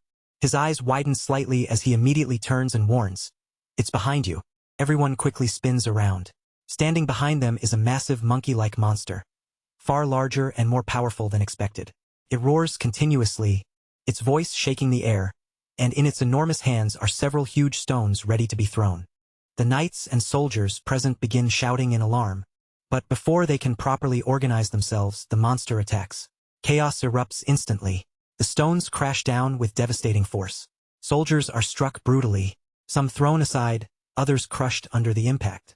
In mere moments, many of them are gravely wounded or killed. Terran narrowly avoids the attack, dodging swiftly at the last second. As he regains his footing, his eyes fall upon the fallen soldier's lifeless bodice scattered across the ground. Azella, using the bodice of two soldiers as shields, barely protects herself. From behind them, she screams, "Attack." In his mind, Terran mutters, "Mother was wrong." The remaining soldiers attempt to charge forward to counterattack. But the monster suddenly begins to retreat, turning as if to flee. At that very instant, Terran draws his weapon. Without hesitation, he unleashes a single strike. The force behind the attack is overwhelming. A surge of blue energy bursts forth like a concentrated beam, slicing through the air with terrifying speed and precision. The sheer power of it leaves everyone stunned. In just one blow, the massive monster is completely destroyed. Silence falls over the battlefield. The survivors stare in disbelief. Slowly, their eyes shift toward the source of that devastating power.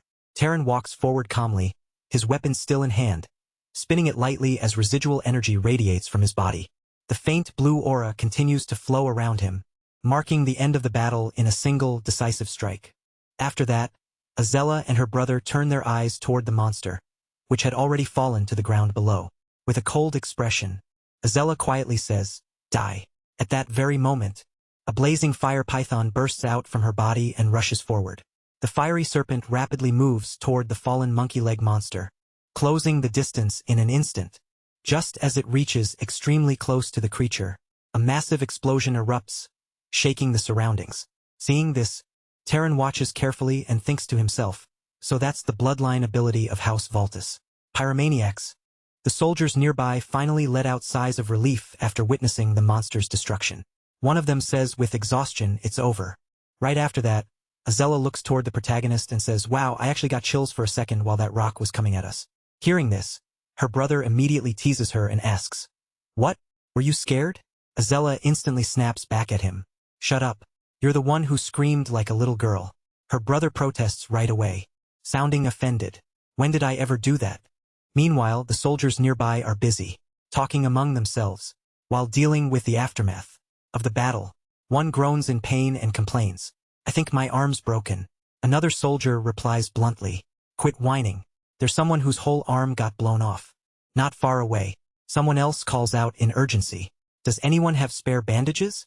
Another worried voice adds, "This guy's head keeps bleeding. What should we do?" A different soldier quickly suggests maybe try applying this medicine on it. Watching all of this chaos unfold around him, the injured soldiers, the frantic voices, and the messy battlefield, Taran quietly observes the scene and mutters to himself, "What a mess." Then, after taking a moment to look around and assess the situation more carefully, he thinks to himself with a slight sense of relief, "I guess we're lucky. There are no casualties." Taran then continues speaking, his expression turning more serious as he reflects on what just happened. "Yes, it was a surprise attack by a monster," he says calmly. "But even so, this was a fight where we could have avoided serious injuries." He pauses for a moment while observing the injured soldiers around them. In his mind, he starts analyzing the situation more deeply, considering how a person's body naturally becomes stronger according to the amount of mana they possess. These people should have been several times tougher than ordinary knights. And yet, despite that advantage, they didn't hesitate to push those weaker than them forward and use them like shields.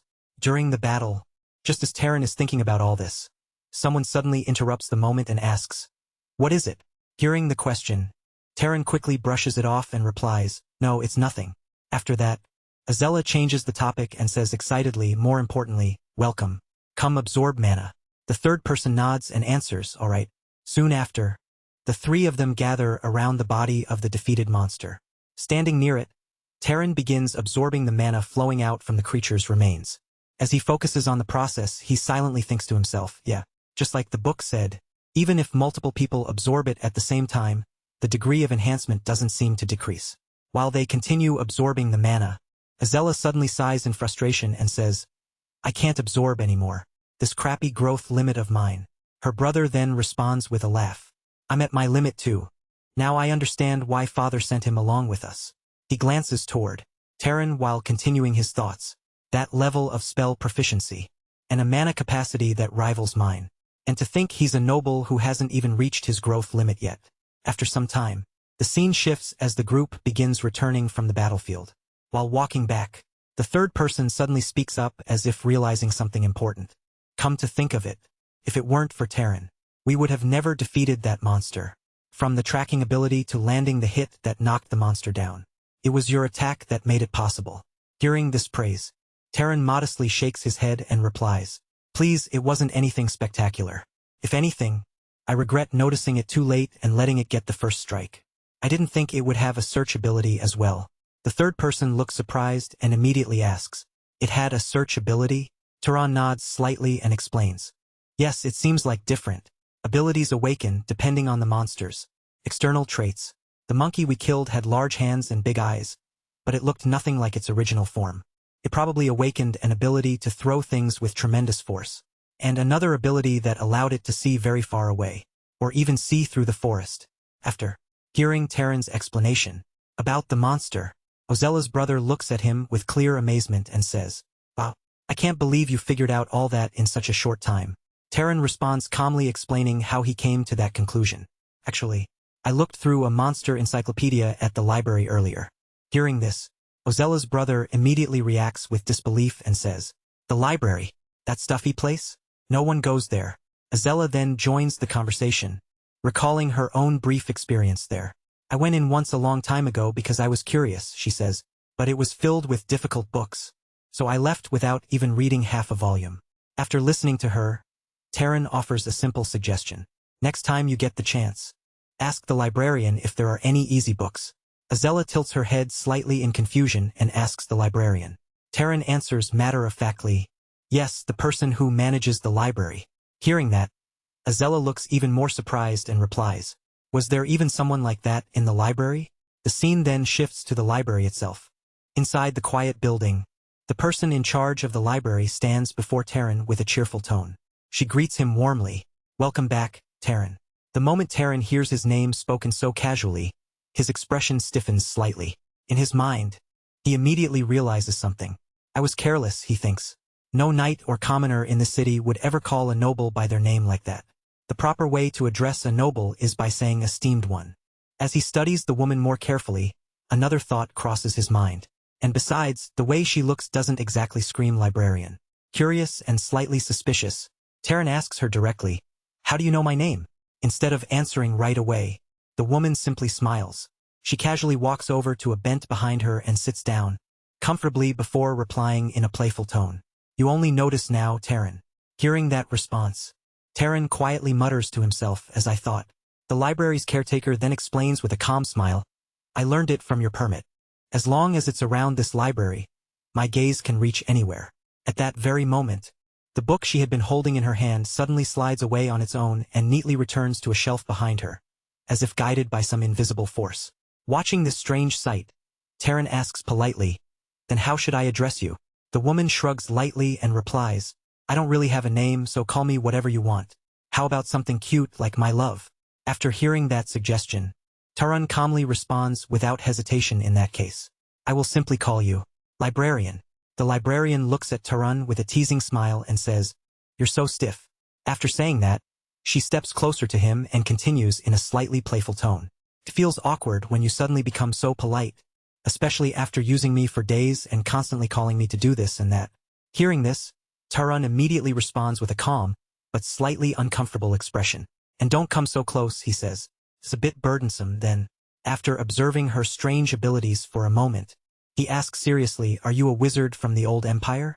The librarian shakes her head lightly and replies, "No, I wasn't a person to begin with." As she says this, several books float around her while she slowly rises upward along with them. She then continues explaining, "I'm more like a spirit, but it suits me, right?"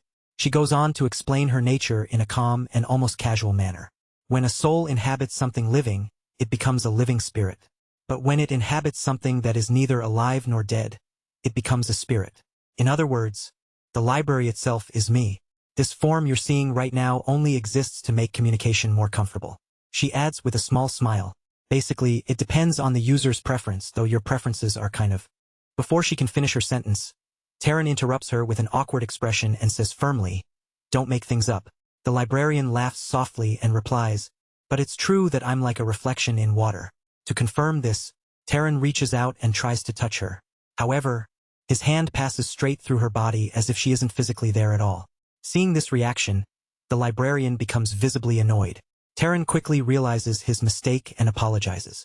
Still irritated, she complains, "You have no idea how annoying it is that I can't directly exert power on an intruder. If I could, I would have punished every last bastard who carelessly took books out of the library." After hearing that, Taran thinks about it for a moment and says thoughtfully, "It seems like House Voltas doesn't even know you exist. Actually, maybe it's the same for everyone who has ever used this library." Hearing his words, the librarian simply smiles and answers calmly, "That's because until now, there was no one with the qualifications to perceive me." The librarian continues her explanation in a calm voice. "My creator designed it so that only those whose type is complete beyond a certain level could see me." She looks directly at Taran and adds with a playful tone, "So I guess that means only you can see me. Pretty romantic, isn't it?" Hearing this, Taran frowns slightly and asks, "What do you mean by type?" The librarian explains simply, "It's what wizards usually call a bloodline." Curious about this, Taran immediately asks another question. "Then could you tell me about my bloodline?" The librarian shrugs lightly and replies, "You should ask your parents about that." Taran calmly answers, "I'm an orphan." Hearing that, the librarian pauses for a moment before saying thoughtfully, "In that case, I can check it for you. All I need is your consent to examine your body." When Taran hears those words, he looks at her with a slightly nervous expression and stutters, "Examine my body? Is this really how it's done?" Meanwhile, the librarian is simply smiling in her usual mysterious way. Without hesitation, she reaches out and pushes her hands straight into his body as if it were nothing more than air. At the same time, she says cheerfully, "Wow, we're connected." Taran immediately reacts with embarrassment and discomfort. "Don't say weird things," he replies awkwardly. However, as he focuses on the strange sensation, he realizes something surprising. It doesn't hurt, though, he thinks to himself. After examining him for a moment, the librarian begins explaining what she sees. There are a few small fragments, she says, but the biggest parts are the pursuer and hunter bloodlines. Tron quickly asks another question. Was that a trait of House Sahar? The librarian nods and answers, yes. Then she continues, but there's one more. It was mixed. Confused, Tron asks, what do you mean by mixed? The librarian explains. It means you're the result of two people who had different bloodlines. Tron immediately follows up with another question. Then what's the other one? The librarian pulls her hand back and replies honestly. I don't know either. It's still locked. She then explains further. A locked bloodline isn't that rare when different bloodlines combine. As you grow stronger, it will naturally unlock on its own. After hearing this explanation, Tron quietly nods and responds simply all right. As Tron quietly reflects on what he has just learned, a memory of his mother surfaces in his mind. Mother, he thinks silently. She was far too polite and educated to be a commoner. The more he considers it, the more a possibility forms in his thoughts. Maybe she was a descendant of some noble family. A bloodline so diluted that it couldn't even hold night-level mana. After reaching that conclusion, Tron lowers his body slightly and bows respectfully in front of the librarian. All right, I understand more or less. Thank you. Hearing his gratitude, the librarian smiles mischievously and replies in a playful tone. If you're really grateful, then stay one more month. After that moment, the narration explains how things changed for Tron from then on. After learning the true identity of the library's spirit, Tron no longer spent his time silently reading books alone. Instead, he constantly asked questions about the contents of the books and requested explanations whenever he encountered something he didn't understand. The scene then shows Tron once again inside the quiet library, looking both surprised and curious as he asks, so there really are that many invisible substances? The narration continues, explaining that the librarian possessed knowledge even from books that had been stolen from the library and lost over the past thousands of years. The librarian calmly confirms his question and begins explaining further. That's right. If you make water float in the air, shape it like this and then look through it, you'll be able to see it directly. The narration resumes, emphasizing how valuable this knowledge was for Tron, being taught the laws of nature. In such clear and simple words became a treasure beyond measure for him. Through the librarian's guidance, he learned that many different diseases arise because of microscopic organisms, and that the decay of living things is caused by tiny germs feeding on them. But that wasn't all. Tron also began to understand many fundamental principles of the natural world. He learned about the refraction of light, the generation of heat through friction, and the processes behind how living beings are injured and how their bodies gradually heal afterward. Through these lessons, the quiet library became far more than just a place of books. It became a place where Tron's understanding of the world itself began to grow. After spending so much time learning inside the library, Tron finally decides to try one of the principles he has learned. Looking at the object placed in front of him, he calmly says, "Let's start by experimenting." With Dyke in front of him lies a perfectly fresh and healthy apple. Using his magic while applying the knowledge he had just learned, Tron causes the apple to rapidly rot and spoil before his eyes. Watching this small experiment, the librarian asks curiously, "How is it?" Tron looks at the result with clear amazement and replies, "It's incredible. It's not something that existing magic can't do, but just understanding the principle behind it makes you consume far less mana." The narration then explains how significant this realization was, simply changing the way he perceived. The world had already begun to raise his skill as a wizard by understanding the laws and mechanisms behind natural phenomena. Tron could perform the same magical results with much greater efficiency. Thinking about this, Tron turns to the librarian and says thoughtfully, "Maybe some powerful houses are monopolizing knowledge like this. If every wizard knew these things, they would lose their competitive edge." The librarian listens and nods slowly before replying, No wonder people's level of knowledge keeps dropping as time goes on. Now I kind of understand why." After a brief silence, Tron finally says something that changes the mood. "It's about time I should leave." The librarian immediately looks surprised and asks, "You're leaving?" Tron nods calmly and explains, "Yes, the owner of this place has been openly giving me hints that I should go." Hearing this, the librarian suddenly begins to complain dramatically, almost as if she is about to cry. "No, take me with you," she shouts while collapsing down toward the floor in exaggerated despair. Seeing this reaction, Tron asks her with a bit of curiosity, "Can you even leave this place?" The librarian answers honestly, "No." Then she immediately adds in a hopeful tone, "Can't you just stay here instead? I'll take good care of you. Haha. Taran simply shakes his head and replies firmly. I'll pass. Realizing that he truly intends to leave, the librarian quietly floats back toward the bookshelves, looking at the countless books surrounding them. She says this land contains a lot of the gods' legacy. So you should go look around from time to time. Maybe among them, there's a spirit who might know even more about the laws of the world. As Taran begins walking toward the exit of the library, he turns back slightly and says, I'll come visit from time to time. The librarian casually responds, come if you want, or don't. After hearing that, Taran pauses and glances back at the library one last time. With a calm and confident tone, he says to her, don't worry. There are still so many books here that I haven't read yet. Soon after, the scene shifts. We see Taran leaving that place behind and traveling away. As he moves forward on his journey, he thinks quietly to himself. According to the continental map I got from the library, House Zahar's base, the Emerald Desert, is located east of Orum. With that goal now in mind, Taran continues his journey and thinks determinedly, I'll head to Zahar and find clues about my parents. We then see Taran leaving that place behind as he walks forward, lost in his thoughts. According to the complete map of the continent I obtained from the library, the Emerald Desert, the base of the Zahar family lies to the east of Orum. I'm heading to Zahar to find clues about my parents. With that resolve in his heart, he continues his journey. As he moves ahead, the sun slowly begins to set, painting the sky in shades of orange and red. After traveling for a while, he stops at a quiet spot and reflects calmly. But there's no rush. If those clues were going to disappear, they would have vanished sometime during these 18 years. The next day, he resumes his journey once again. As he advances along the path, he comes across several dead bodies scattered along the way.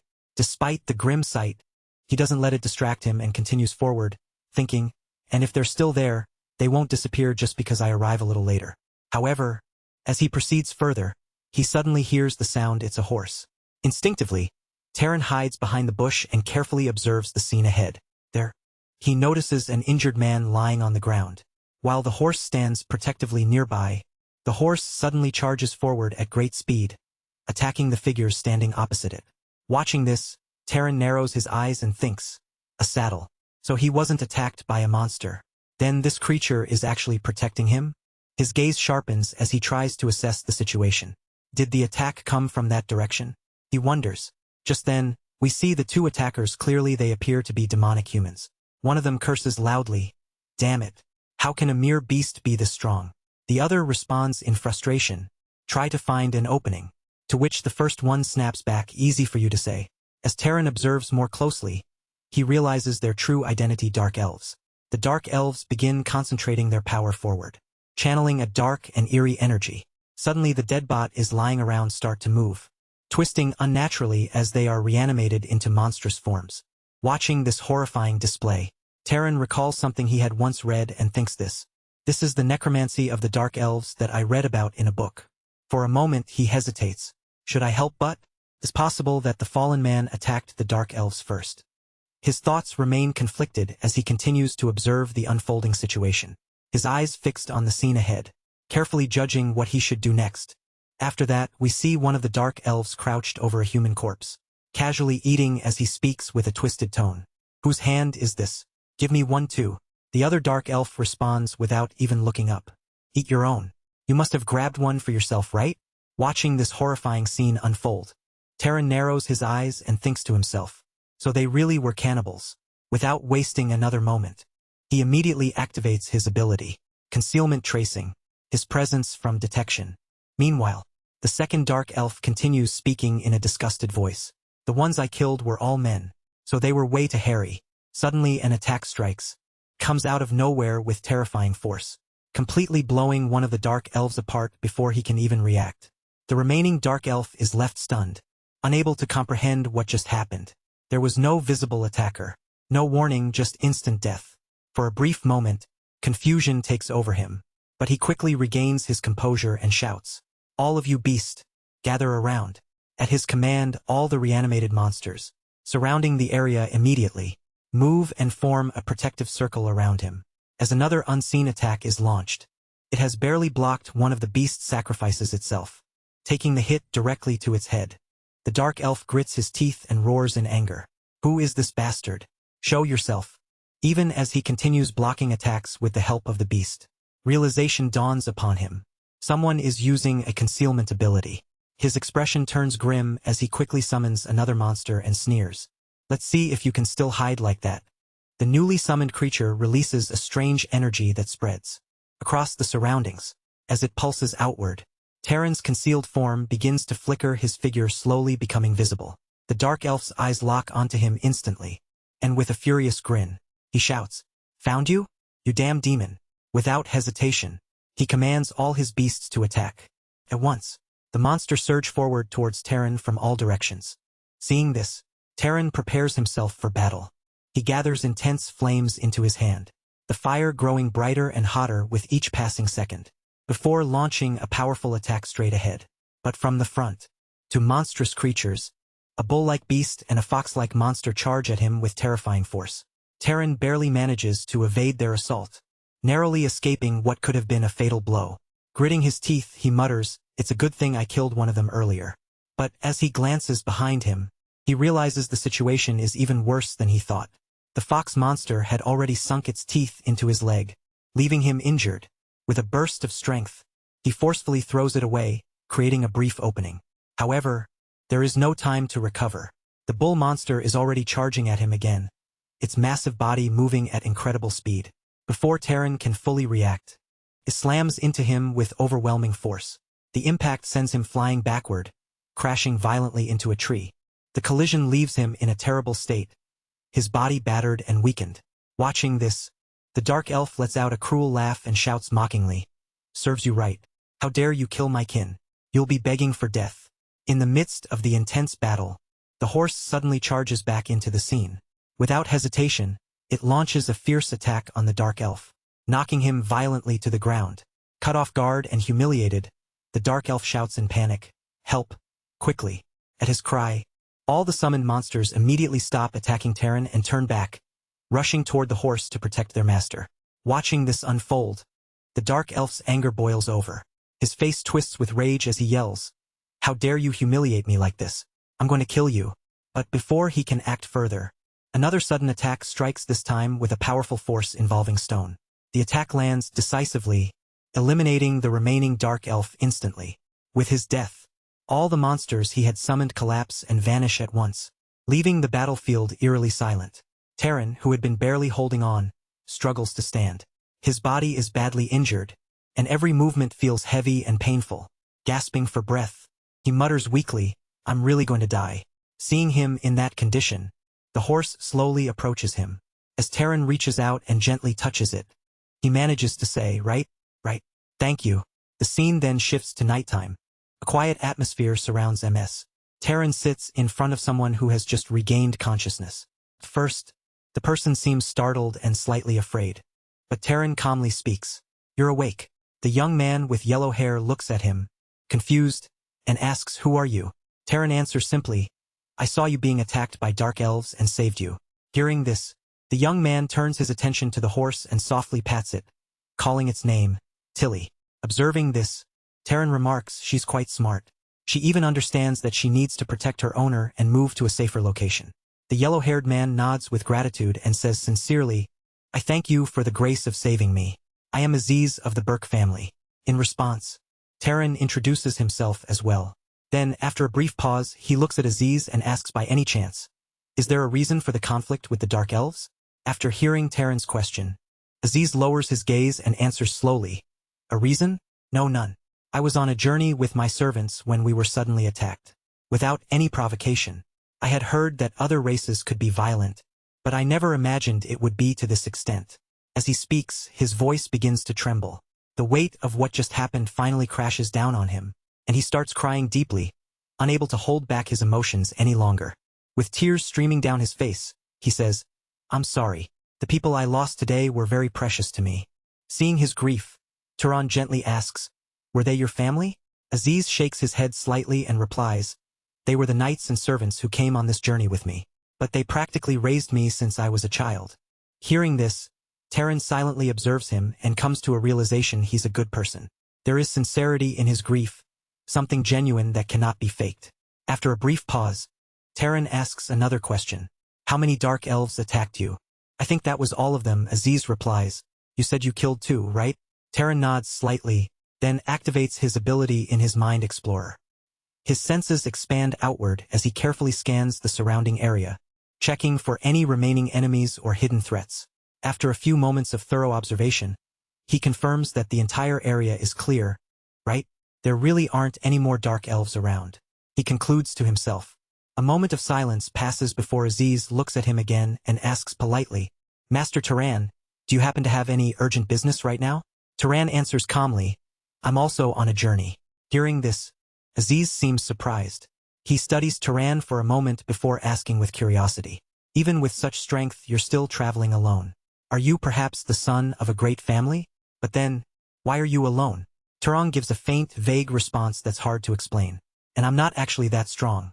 After that, Taran continues calmly. I ambushed one and killed him, then struggled against the other. I only managed to win with the help of that red horse. As those words settle in the air, something unusual begins to happen. A faint blue energy starts to emanate from Taran's body, slowly spreading outward. At the same time, a red aura begins to rise from his ease. The two energies clash subtly in the space between them, creating an invisible tension. Sensing this, Taran observes Aziz carefully and thinks to himself, isn't he quite strong? If I hadn't absorbed the Dark Elves' mana, I'd be even weaker. He really isn't at the level to face the necromancers. So, how did he survive? Does he have great combat instincts? Or perhaps a special bloodline? But if that's true, why would someone like him be traveling alone?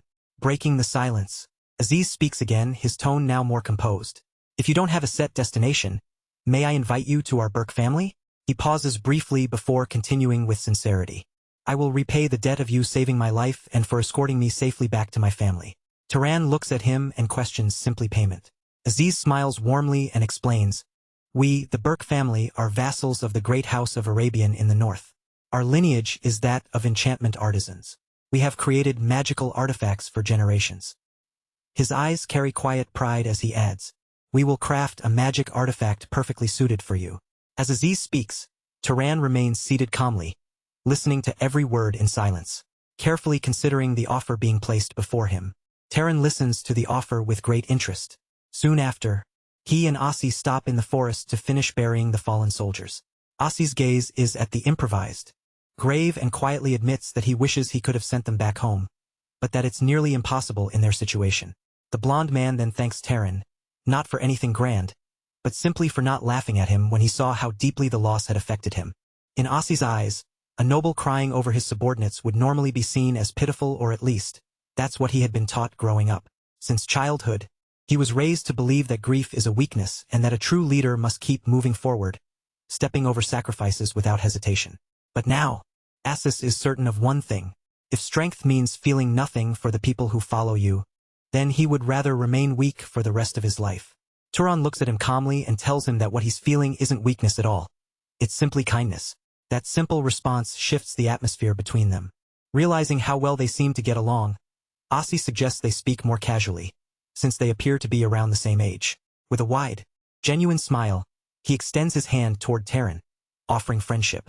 Taran pauses for a brief moment, staring at the outstretched hand, then accepts. Their firm handshake marks the beginning of a new bond, and for the first time since the battle, the tension in the air finally begins to fade. As they settle down, the protagonist points out a strange-looking box and suggests they take a short rest before continuing their journey. Curious, Taran asks what the bulky object strapped to the horse is. Asis opens it, revealing a magical cooler filled with fresh food he had bought in the previous city. He explains that the cold inside preserves everything for up to a week, though sometimes the food needs to be reheated before eating. Then he pulls out a magical kettle that dispenses hot water with the press of a button, making camp life far easier. He continues showing off more items, a detector that alerts them if someone approaches, and a tool that helps quickly assemble a temporary shelter using nearby wood. Even his clothes are enchanted, with a self-cleaning function that saves him from having to wash anything during the journey. Taran admits that it's impressive, since magical items like these are far from common among ordinary people. Asis brushes it off, saying none of these things are worth much compared to his own life, and promises an even better reward later. He jokes that if the elders of his family act stingy, he'll personally craft something special for Taran once they arrive. But then his expression turns serious as he adds that, even so, nothing compares to the kind of magic Taran himself wields. He starts listing everything he witnessed, controlling animals, summoning lightning, manipulating the terrain, and asked whether Tron spent his entire life training, or if he possesses some kind of bloodline ability that allows him to master any form of magic. Tron simply replies that it all comes naturally to him. Avoiding going into further detail, Asis laughs it off, assuming it's a joke, since the idea of such an absurd bloodline seems impossible. Still curious, he asks Tron's real age, teasing him by wondering if he's secretly an old man hiding behind a youthful face. He nearly chokes in shock when Tron calmly reveals that he's about to turn 19 next month.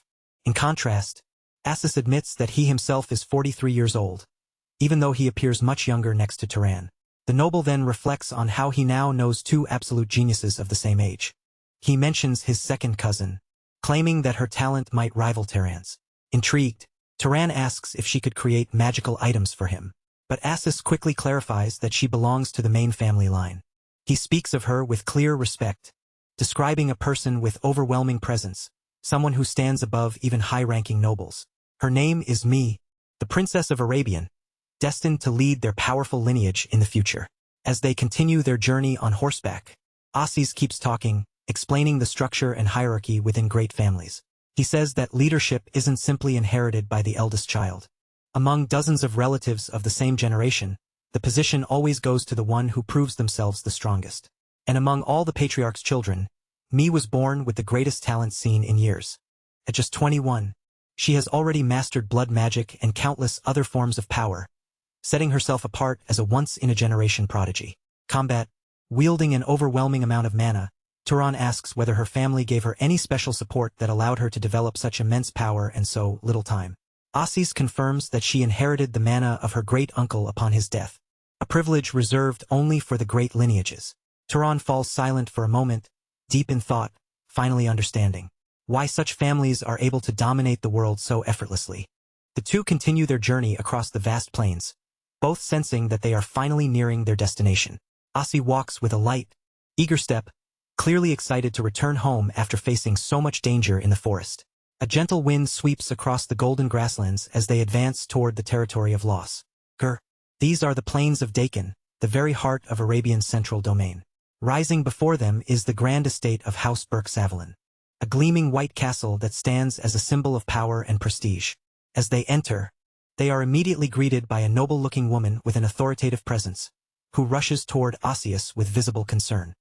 He embraces his mother tightly, relief washing over him now that he is finally safe at home. The protagonist watches the scene in silence, recalling the vast age difference Asis had revealed earlier. Moments later, a bearded man asks his father appears, reminding his son to maintain composure and dignity. Regaining himself, Asis formally introduces, Tron is his new friend and the benefactor who saved his life in the south. The matriarch listens carefully as her son explains how they were ambushed by necromancers. The moment she hears that dark elves dared to attack her only heir, fury flashes across her face. However, Asis's father quickly intervenes, urging her to calm herself, reminding her that servants and onlookers are present. Composing herself once more, the matriarch turns to Tron and asks which noble family he belongs to. Tron keeps a neutral expression, already aware that his answer will not please these aristocrats. With complete honesty, he replies that he was born to a commoner mother and does not even know the identity of his father. Asis is visibly surprised, realizing that they never once discussed Tron's origins during their journey. The matriarch processes this information, and though she promises a reward, her tone noticeably turns cold upon learning that he is a commoner. She informs him that she cannot offer him a room within the main mansion and suggests that he stay at it instead. Asis is left stunned by his mother's lack of hospitality toward the man who saved his life. Suddenly, a cold voice cuts through the tension from the shadows, remarking that there is no need for such a necessary drama. A young woman with dark hair steps forward, calmly stating that someone who risked his life for Asis would hardly attempt to harm them now. As she moves into the light, her presence immediately silences the entire room. It is Misa, the Princess of Arabian, whose pale skin and empty gaze give her an almost ghostly aura. Asis is surprised to see her there so soon and asked what she is doing outside her chambers. Tron observes the famed Misa closely, noting that her appearance matches that of a prodigy born from a powerful lineage. Yet to him, she looks less like royalty and more like a walking corpse. Mi explains that she had to come here to hide after surviving an assassination attempt carried out by the Vorms of House Sar. Osseous is horrified at the thought that someone could infiltrate the defensive systems of the princess's own residence. Mi suspects there are internal traitors, as many within the family desire her downfall. Clearly tired of the conversation, the princess dismisses herself and leaves to rest in her chambers. Under Mesa's pressure, the matriarch has no choice but to yield, ordering that one of the finest guest rooms be prepared for Tron. Night soon falls over the Burke estate, concealing the political tensions that have just surfaced within its walls. The next morning, Tron opens his eyes in a bed far more luxurious than anything he is used to. He takes a quiet moment to stretch, savoring the comfort of the guest room. Sunlight pours in through the tall windows of the mansion, illuminating the intricate details of the elegant decor, marking the beginning of a new day filled with uncertainty and hidden intrigue. Taran steps out into the hallway to explore the mansion, walking with his usual calm, almost indifferent demeanor as he moves along the corridor. His attention is suddenly caught when someone calls his name from behind. He pauses and turns to see Assis already awake, greeting him with enthusiasm and asking what he's doing wandering alone so early in the morning. Taran casually points to a wall-mounted lamp that had piqued his curiosity due to its unusual magical mechanism. Assis laughs lightly and explains that those lamps are nothing special, just simple practice projects made by children who are learning enchantment. But before their conversation can continue, the peaceful morning is abruptly shattered. A sudden burst of energy and flashes of yellow light explode through one of the nearby windows. The blinding glow immediately draws Duran's attention, and he steps closer, looking outside with curiosity. Assis, however, remains calm, explaining that it's most likely me already training her magic, as she usually does. The blonde noble recognizes the phenomenon, instantly hits the signature power of the Arabian lineage, known as the Storm Lineage. Taran watches in silence for a moment before admitting that, while he has never hated his own blood, witnessing such divine power stirs a faint sense of envy within him. He begins to wonder just how strong the future heir of the royal family truly is. Ossie suggests they go take a closer look, but Taran hesitates, unsure if it's wise for someone as suspicious as himself to approach so openly. Ossie brushes off his concerns, assuring him that he'll take responsibility if any problems arise. Still, Taran can't help but suspect that his friend has other motives for wanting to bring him before the princess. With a grin, Ossie submits the truth. Years ago, he trained with me, and ever since then, he's had an unresolved rivalry. There is a lingering desire in his heart to see who is truly superior. With a mischievous smile, he confesses that at least once in his life, he wants to see me frustrated by defeat. The two head toward the training courtyard, where Assis calls out to the princess to get her attention. Mi stops mid-training and turns her gaze toward them, asking coldly about the identity of the young man accompanying him. Taran steps forward and introduces himself formally. At the sound of his name, Maya's expression sharpens slightly, and she asks in a detached tone what exactly they want from her so suddenly. Assis scratches his head awkwardly and says they simply saw her training, and felt like joining in. Then, unable to resist, he starts joking about the past, reminding her how she once cried as a child when he mastered a spell before she did. Taran quietly observes the tense exchange as Ossie laughs, clearly enjoying himself, while the princess's irritation becomes more and more apparent. Sensing this shift, Ossie changes his tone and introduces Taran as an extraordinary talent, a true monster among mages, one of the most gifted individuals he has ever met.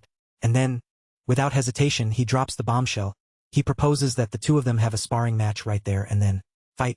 Mi repeats, her gaze settling on Taran with a mixture of disdain and faint curiosity. Taran remains silent, carefully assessing the situation as the tension between them begins to rise with every passing second. Suddenly, Misa glows with an intense blue light, and an overwhelming magical pressure floods the area. The atmosphere shifts instantly, becoming heavy and suffocating. Taran instinctively looks up toward the sky, his expression filled with shock. Above the mansion, the clear sky darkens in an instant, and massive yellow lightning bolts begin crashing down around the training grounds. Mi unleashes the true power of the Storm Lineage, her body enveloped in a spiraling vortex of lightning and raw energy. Her figure becomes a shadow at the center of a raging magical tempest, one she commands with absolute control. The sheer force of it compels Taran to shield himself, his body straining under the crushing pressure of her power. His eyes widen as the realization hits him the gap between them is far greater than he had imagined. Just as suddenly as it began, The storm vanishes, leaving behind a clear sky and a heavy, lingering tension in the courtyard. Mi walks toward them with calm, graceful steps, her expression as cold and unreadable as ever. Terran breathes heavily, sweat forming on his skin from the effort of enduring her overwhelming presence. He is left speechless, unable to comprehend how she shows no sign of exhaustion after such a display of power. Breaking the silence, the princess finally speaks. Her words come in the form of an apology, yet they sound more like a quiet verdict than a gesture of politeness, fixing her gaze firmly on Terran. She tells him, without hesitation, that he is simply not at a level high enough to fight her. At that moment Misa looks at Terran and says coldly, "I hate to say this, but I don't think you're a match for me." On the other side Terran can already sense the growing tension between them. The atmosphere is becoming heavier by the second, trying to ease things as she steps in between them and says, "If we're just talking about mana alone, then I agree he's not your match, but what's really amazing about this guy is his talent for learning magic." He then turns to his sister and explains more seriously, "Terran is a magic genius unlike anyone I've seen in my life. Mesa, not even you would be as talented as he is." However, Mesa doesn't seem impressed. In a calm but serious tone she responds, "Since he's bragging about how great you are, let's see what you've got." Hearing this, Terran, remaining surprisingly calm and composed, steps forward and says, "How about we each show a magic the other doesn't know? Whoever succeeds first wins." As she's immediately nods in approval. "That sounds like a good method, Mesa. What do you think?" Mesa, filled with quiet confidence, agrees. "Fine, from what I've heard. Terran doesn't even know what his own bloodline magic is. It wouldn't be fair if I use my unique magic. Let's leave that out, shall we?" Terran steps forward without hesitation. "I'll go first." The next moment both Terran and Ashis look ahead, and suddenly from beneath the ground countless plant roots burst out. They move swiftly, wrapping themselves tightly around Ashis before lifting him straight into the air. "Woh, hold on," as she shouts in panic as he dangles helplessly. Mesa watches calmly and says, "Plant creation and manipulation magic, can you do it?" Ashis continues yelling, "Let go of me, I'm getting dizzy." But Mesa, completely unfazed, simply replies in a cold tone, "Stay there for a second, this is fun." After that, Terran looks straight ahead and then slowly raises his gaze toward the sky before lowering himself and placing his hand on the ground. As he does this, he begins thinking to himself, "Magic that ignites fire only manifests the phenomenon of burning. Magic that creates water merely draws an invisible moisture from the air." Then in a calm voice he says, "Grow."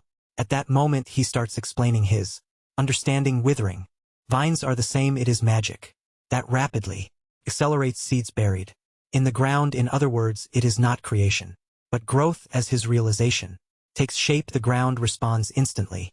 Thick, massive vines begin bursting out and spreading rapidly, growing at an incredible speed. The sight is overwhelming. The vines twist and expand as if alive, filling the space with their presence. Seeing this, Mesa is visibly shocked, her expression changing for the first time. Meanwhile, even though Ashis is still hanging in the air, he looks surprisingly excited by what he is witnessing. Mesa then asks him with curiosity, "From the way you said grow, it seems you figured out the magic's nature right away. Have you seen it before?" Tron calmly replies, "I have not." Right after that, Mesa releases Ashis and he drops back down. She then says thoughtfully, I guess even Ashis could be right sometimes. Then it's your turn to cast a spell. Let's see what you can do." At this point Terran begins thinking to himself, realizing that using his Zahar bloodline magic would be practically suicide. He searches for another way. Suddenly an idea comes to him. He slightly moves his hand to the side and from there a small rat appears. Seeing this, Mesa says with slight disappointment, "Animal manipulation, is that all?" Terran looks at her and replies, "Of course not, this creature is just the material." He then picks up the rat in his hand and at that very moment a strange energy begins to emanate from his body. The energy slowly flows into the rat, entering it completely. The exact process is not clearly visible, but within a few moments, the rat grows weaker and weaker until it finally dies. The air becomes still. As the act completes, Mesa watches this with shock and a hint of confusion, unsure of what she just witnessed. On the other side, Terran remains calm and simply says, "I am done." Mesa, with a strange expression on her face, says, "Perfect, now it's my turn." At that moment she points to her side and another rat appears in that place, which she immediately grabs. Just like before, energy begins to flow out from her body. At the same time she starts thinking to herself, what on earth did he do? This is not simply magic. As she's watching this, reacts in shock and says, How could you use magic like that? That's pretty creepy. Hearing him, Tron calmly replies. It just came to mind right then. Yet deep inside his thoughts continue. I did not expect this. But does even a prestigious family like Arabian not know much about it? As she then looks at Misa and says, it seems like it's not going well. Misa, how about we say Tron wins? But Misa immediately snaps back in anger. Shut up, you think I can't do this? At that moment she begins trying something on her own, and the narration explains what is happening when using magic. Causality is a highly complex element. Whether the phenomenon you are trying to trigger is a natural occurrence, whether the user clearly recognizes the magical cause of the phenomenon, and whether the amount of mana consumed is appropriate to produce that phenomenon. Among these, the ability to perceive the cause of the phenomenon is. As the explanation continues, we return to the three of them where Misa is still struggling and says, just a bit more. The narration continues again, explaining that it is a crucial factor that affects both the success rate and the amount of mana consumed, and one way to compensate for insufficient causality when using magic is to pour in a massive amount of mana and make up for inefficiency with sheer quantity. At this point Misa begins thinking intensely. It is still alive as her focus sharpens. An overwhelming amount of energy bursts out from her body and flows into the rat. Slowly the rat begins to weaken as the force of her magic starts to kill it from within. Seeing this, as she says, and surprise, oh, it worked. Tron, on the other hand, watches this mostly in shock as everything unfolds before his eyes. And then, immediately Misa says, with a faint sense of pride, I did it. But at the same time it is clear that she has become extremely weaker. Eyes slowly begin to close, and in the very next moment she collapses straight to the ground. Seeing this, as she's panics and shouts, what's wrong? Open your eyes. Tron watches carefully and begins thinking to himself, what is the reason for her to collapse? Did she use too much mana? But she should not collapse just from depleting mana. She should only be suffering from exhaustion, since even the strength to reinforce her body is gone. I see. Realizing the situation, he quickly lifts Misa into his arms and says, there is no healing bloodline mage here, is there? Hearing this, as she replies, there isn't. Tron then speaks firmly. Then bring water and salt to this young lady's room and call the adults too. As he carries her, he continues, thinking she is so light that I cannot even tell if I am holding a person or a baby. Lamb, from the start she was barely maintaining a body she could not even sustain, and now that remaining mana is depleted too. After this, the scene shifts to the palace where Misa slowly opens her eyes, her anus already by her side, looking worried, and she asks, are you okay? Are you conscious? Misa weakly looks at her and asks, why am I here? Her aunt explains, as she said, you suddenly collapsed while doing magic training with a guest, is that right? Misa begins to recall everything, while her aunt continues with concern, did that person do something to you? For now we are keeping him in the temple under observation. Misa immediately denies it and says, no, it is not that person's fault. I just made a mistake for a moment. Feeling overwhelmed, she then says, everyone please leave, my head is pounding. Her aunt gently responds, I made some soup for you. I know you do not eat because of the magic, but you need to think about your health too. I will leave it here, try to eat at least a little. Her aunt also looks deeply worried. Standing nearby and seeing her concern, Misa softly says thank you, and after that her aunt quietly leaves the room and Misa is left alone. She slowly turns her gaze toward the soup that her aunt had prepared for her. A faint hesitation passes through her before she finally picks it up and begins to drink. As soon as the soup touches her lips, something feels wrong, and suddenly her vision starts to distort. In the next moment, strange visions begin to appear before her eyes. She becomes visibly shaken as voices echo around her, calling out desperately, help me, Misa, I know you can do it, it hurts so much, sister. The identities of these people are not revealed, but their voices feel painfully real, as if they are reaching out to her from somewhere far away yet deeply connected to her. Overwhelmed by fear and confusion, Misa suddenly drops the bowl of soup. It spills across the floor as she clutches her ears tightly and starts screaming in distress. The scene feels almost like something out of a horror story, her voice filled with panic as the visions continue to torment her mind. The scene then shifts outward and we see a statue standing silently in place. The narration reveals that this location is the underground chamber of Hosberg, known as the Temple of the Limping Goddess. Inside this place, Dran stands, accompanied by a guard who had brought him there. The guard grips his sword firmly and speaks in a serious tone. The doors and walls are all solidified like muscles, trained for centuries without a single gap. Do not even think about breaking through and escaping. His name is revealed to be Burke. Hearing this, Dran calmly replies, "Yes, I understand." Yet, inside his mind, he is observing everything, carefully analyzing the situation. Burke then adds with pride, "They are very firm." Taran responds casually, "All right." Burke repeats with even more emphasis, "Extremely firm." Taran cannot help but think to himself, is he boasting? At that moment, Burke suddenly draws his sword in, begins swinging it in the air as if practicing. Taran looks at him with confusion and asks, "What are you doing?" Burke simply replies, "Training." Taran quietly watches the man's movements, his eyes carefully following every swing, every step, every subtle shift in posture. As he observes, he begins analyzing everything in his mind. He thinks to in himself, he is efficient, there are no unnecessary movements, every motion is the minimum preparation needed for the next strike. Is that the efficiency of a trained body? After a moment, Burke notices Tron watching him and turns his gaze toward him. He says calmly, "On my apologies, did I get in the way?" Tron replies, "No," but then Burke asks with curiosity, "What did you see in my movements just now?" Tron answers, "Honestly, I thought it was cool." Burke nods slightly and says, "I see." Then, while continuing his training, he begins to explain.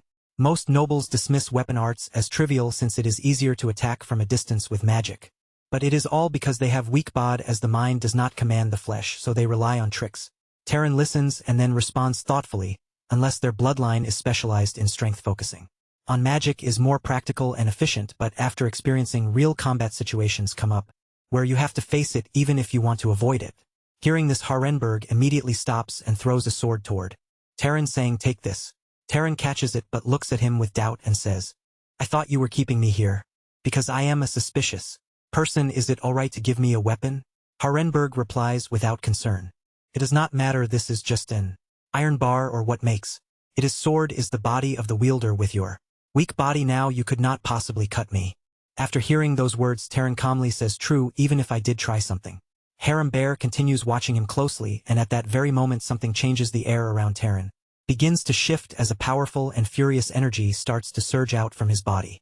While he grips the sword tightly, the calm atmosphere suddenly turns tense as that overwhelming presence begins to build up around him.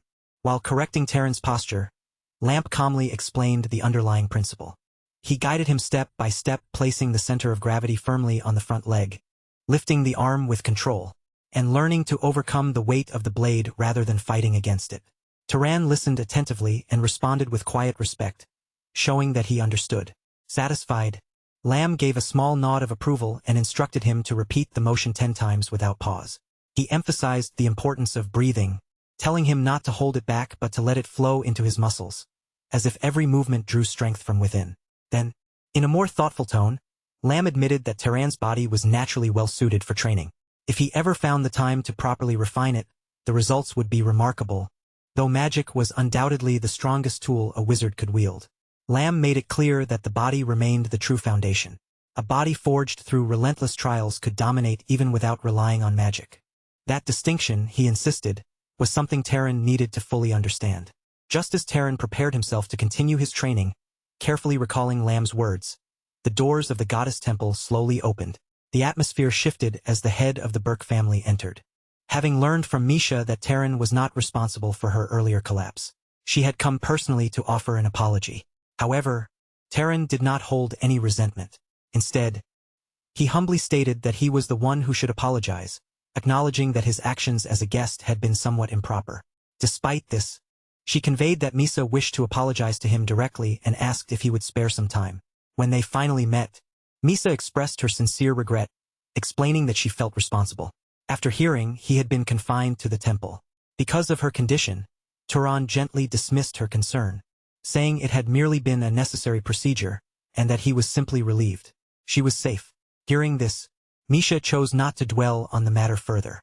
Instead, her curiosity shifted to the magic he had used the previous day to spell that caused animals to rot.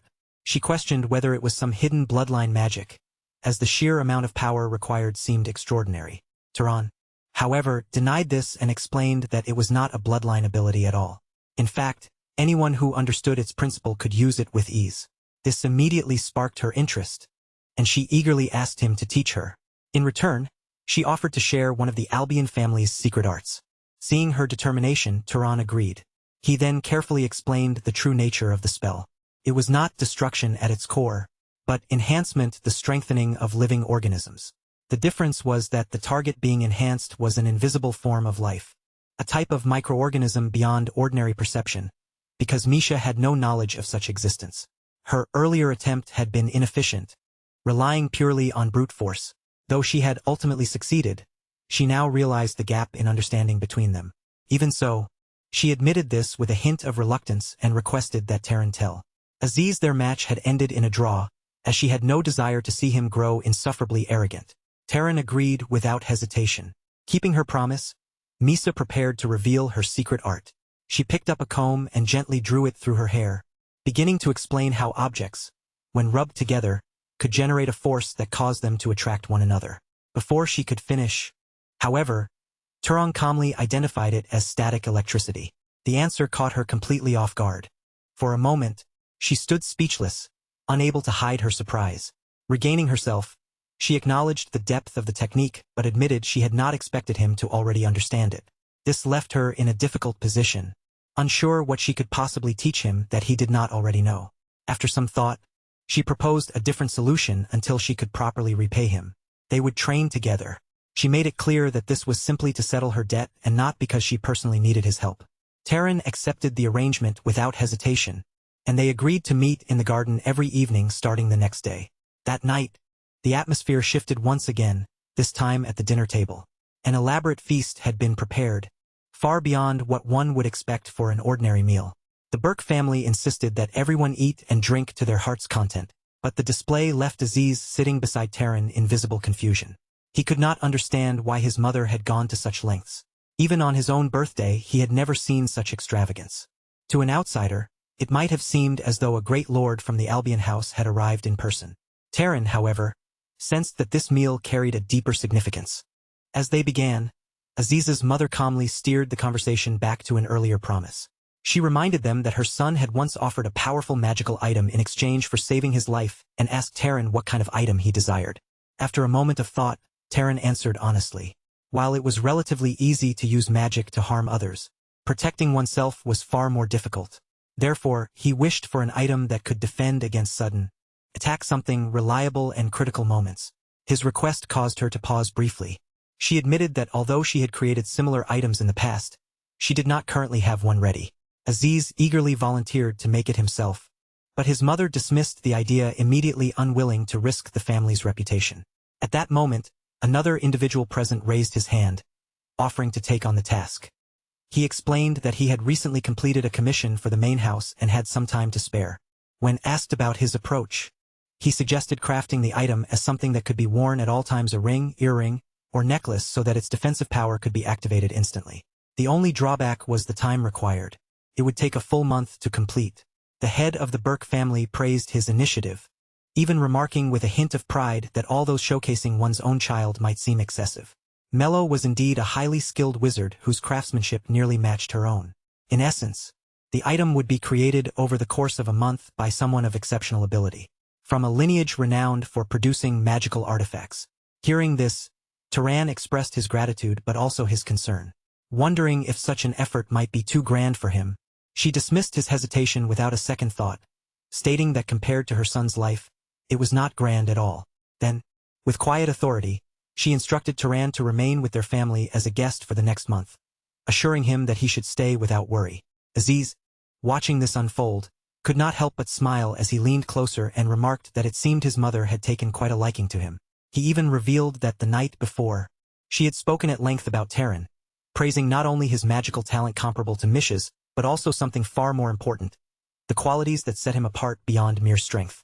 Aziz leaned back with a knowing smile, his tone half teasing and half serious as he revealed what he believed to be his mother's true intentions. He remarked that Tron had clearly been neglecting his training, and because of that, his mother had likely taken an interest in recruiting him into the Burke family. According to Aziz, it usually started with generosity, lavish gifts, thoughtful favors until, before one realized it, they were bound by a sense of obligation. And then, at the right moment, she would introduce them to a charming young lady. It was, as he casually put it, one of her most effective methods. In fact, quite a few wizards had ended up joining the Burke family in exactly that way. Hearing this, Tron could not help but feel that such a situation would become unnecessarily complicated. However, Aziz quickly waved off his concerns, assuring him that there was no need to worry. The magical item was merely a gesture of gratitude, nothing more. Even if he accepted it, no one would force him into marriage.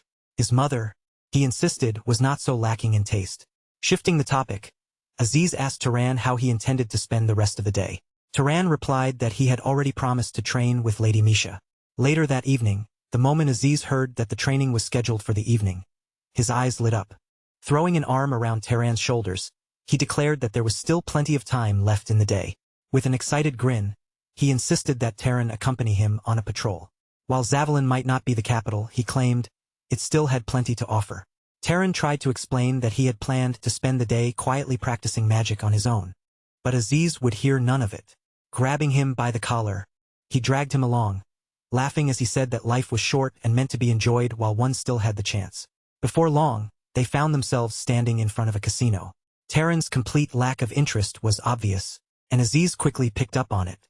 Undeterred, he began enthusiastically pointing out other attractions, introducing one place after another in an attempt to spark his curiosity. It was during this lively explanation that Turan's attention was suddenly drawn elsewhere. His gaze fixed on a large illustrated poster pinned to a nearby wall. The figure depicted on it bore an uncanny resemblance to Cagnet's Something About the expression was entirely different. It lingered in Turan's mind, leaving him quietly unsettled. They soon moved on to a theater where a stage play was being performed. The story unfolded in the harsh expanse of the Demon Desert, where warriors of Albion fought against overwhelming odds. At the center of the tale was a knight named Cain, who, after enduring an unimaginably fierce battle, repelled all invading enemies with what could only be described as divine power. As the performance concluded, Aziz applauded enthusiastically, clearly impressed. Turning to Turan, he eagerly asked for his thoughts. Turan responded with genuine admiration, praising the story as remarkable. Yet what struck him most was Cain's humility. The man himself had once claimed to be nothing more than an ordinary knight. That contrast only deepened Turan's anticipation. The next time they met, he resolved to ask Cain directly whether such a tale was true. The following morning, as dawn broke, Turan opened his eyes and found himself staring at a familiar sight. Lamb was already there, crouched beside his bed with the same unwavering gaze as always. His sudden presence was enough to leave Turan momentarily speechless. Calmly, Lamb asked if he had rested well, then explained that he had been thinking about Turan's potential. Since the previous day, convinced of his promise, he had decided to train him personally. A body, he stated firmly, did not grow stronger through rest, it required constant tempering. Understanding that such training would benefit him far more than idle wandering, Turan accepted without hesitation. At that very moment, Aziz burst into the room, eager to share news of an exciting performance happening that day. But his enthusiasm vanished the instant he noticed Lamb. The man's steady, imposing presence was enough to send a chill down his spine. Lamb turned to him and suggested that he join their training, remarking that it might do some good for his weak body. Aziz immediately refused, stumbling over his words as he claimed he had not yet recovered from the previous day's outing. Without waiting for further discussion, he hurriedly retreated, fleeing the room in near panic. Watching him go, Turan could not help but feel confused by his reaction. That confusion did not last long. The moment Turan experienced Lamb's training firsthand, he understood exactly why Aziz had run away. His body trembled under the strain as every muscle screamed in protest. Observing him closely, Lamb spoke in a steady voice, asking if he could not hear his body crying out. If he could not endure even this level of pain, then his will would inevitably be ruled by weakness. He ordered him to continue, declaring that the current exercise would be the last. Yet by the time Turan completed that last repetition, he collapsed onto the ground utterly drained. When asked if he was tired, Turan admitted that he was indeed exhausted. Lamb, however, only smiled faintly, remarking that he should be grateful. As a wizard, this level of training was barely sufficient. Puzzled, Turan questioned whether it would be different if he were not a wizard. Lamb explained that ordinary people, no matter how hard they trained, would eventually weaken with time. They needed constant effort just to maintain their condition. Wizards, however, were different. The power of magic sustained their bodies, preserving them in an optimal state. Once they achieved progress, it would not easily fade. Hearing this, Terran began to grasp the deeper meaning behind the training. Before he could recover fully, Lam declared that he had rested enough and instructed him to begin learning weapon techniques. Terran wanted to protest, but Lam's words left no room for argument. His body pushed beyond its limits, responded with sharp pain as his muscles strained, and tore under the relentless exercises. Day after day, this routine continued, filling Terran's life with purpose and intensity. Mornings were devoted to physical conditioning and weapon training under Lam's strict guidance, while evenings were spent refining magical techniques alongside Misha. Without realizing it, 3 weeks passed in this demanding yet fulfilling cycle. One evening, as Terran practiced, a bolt of lightning struck just beside the center of his target. He let out a quiet sigh of frustration. Another miss. Misha, observing him, commented that he seemed to be struggling more than expected. Terran admitted helplessly that he was not from Albion, implying that the technique did not come naturally to him. Misha wanted to help, but found herself at a loss. For her, lightning magic was instinctive. It struck its mark the moment she cast it. Teaching something so innate proved unexpectedly difficult. At that moment, a voice called out to Misha, breaking the rhythm of their training. The speaker approached them, his presence carrying a certain authority. After briefly glancing at Terran, he questioned who he was. Misha immediately stepped forward, positioning herself in front of Tron with a cold, protective tone. She told the man it was none of his concern and demanded to know why he was there, reminding him that she had already instructed the main house not to disturb her during her rest. The man remained composed as he delivered his message. The head of the family was summoning her. The reason, he explained, was urgent. Dark elves had begun rampaging across the southern regions. They had already seized 3 cities and were now gathering an expeditionary force. The moment those words were spoken, Terran's expression hardened. The weight of the situation was unmistakable, and the calm rhythm of their days seemed ready to shatter. After listening to everything, Misa said, "I see. Tell them I'll be back soon." Then she turned to Terran and added, "I think I need to go. Oh, speaking of which, I should collect the payment for that disgusting decomposition magic." Right after that, she clasped her hands together and, looking directly at Terran, asked, "Did you know that electricity flows through the human body as well?"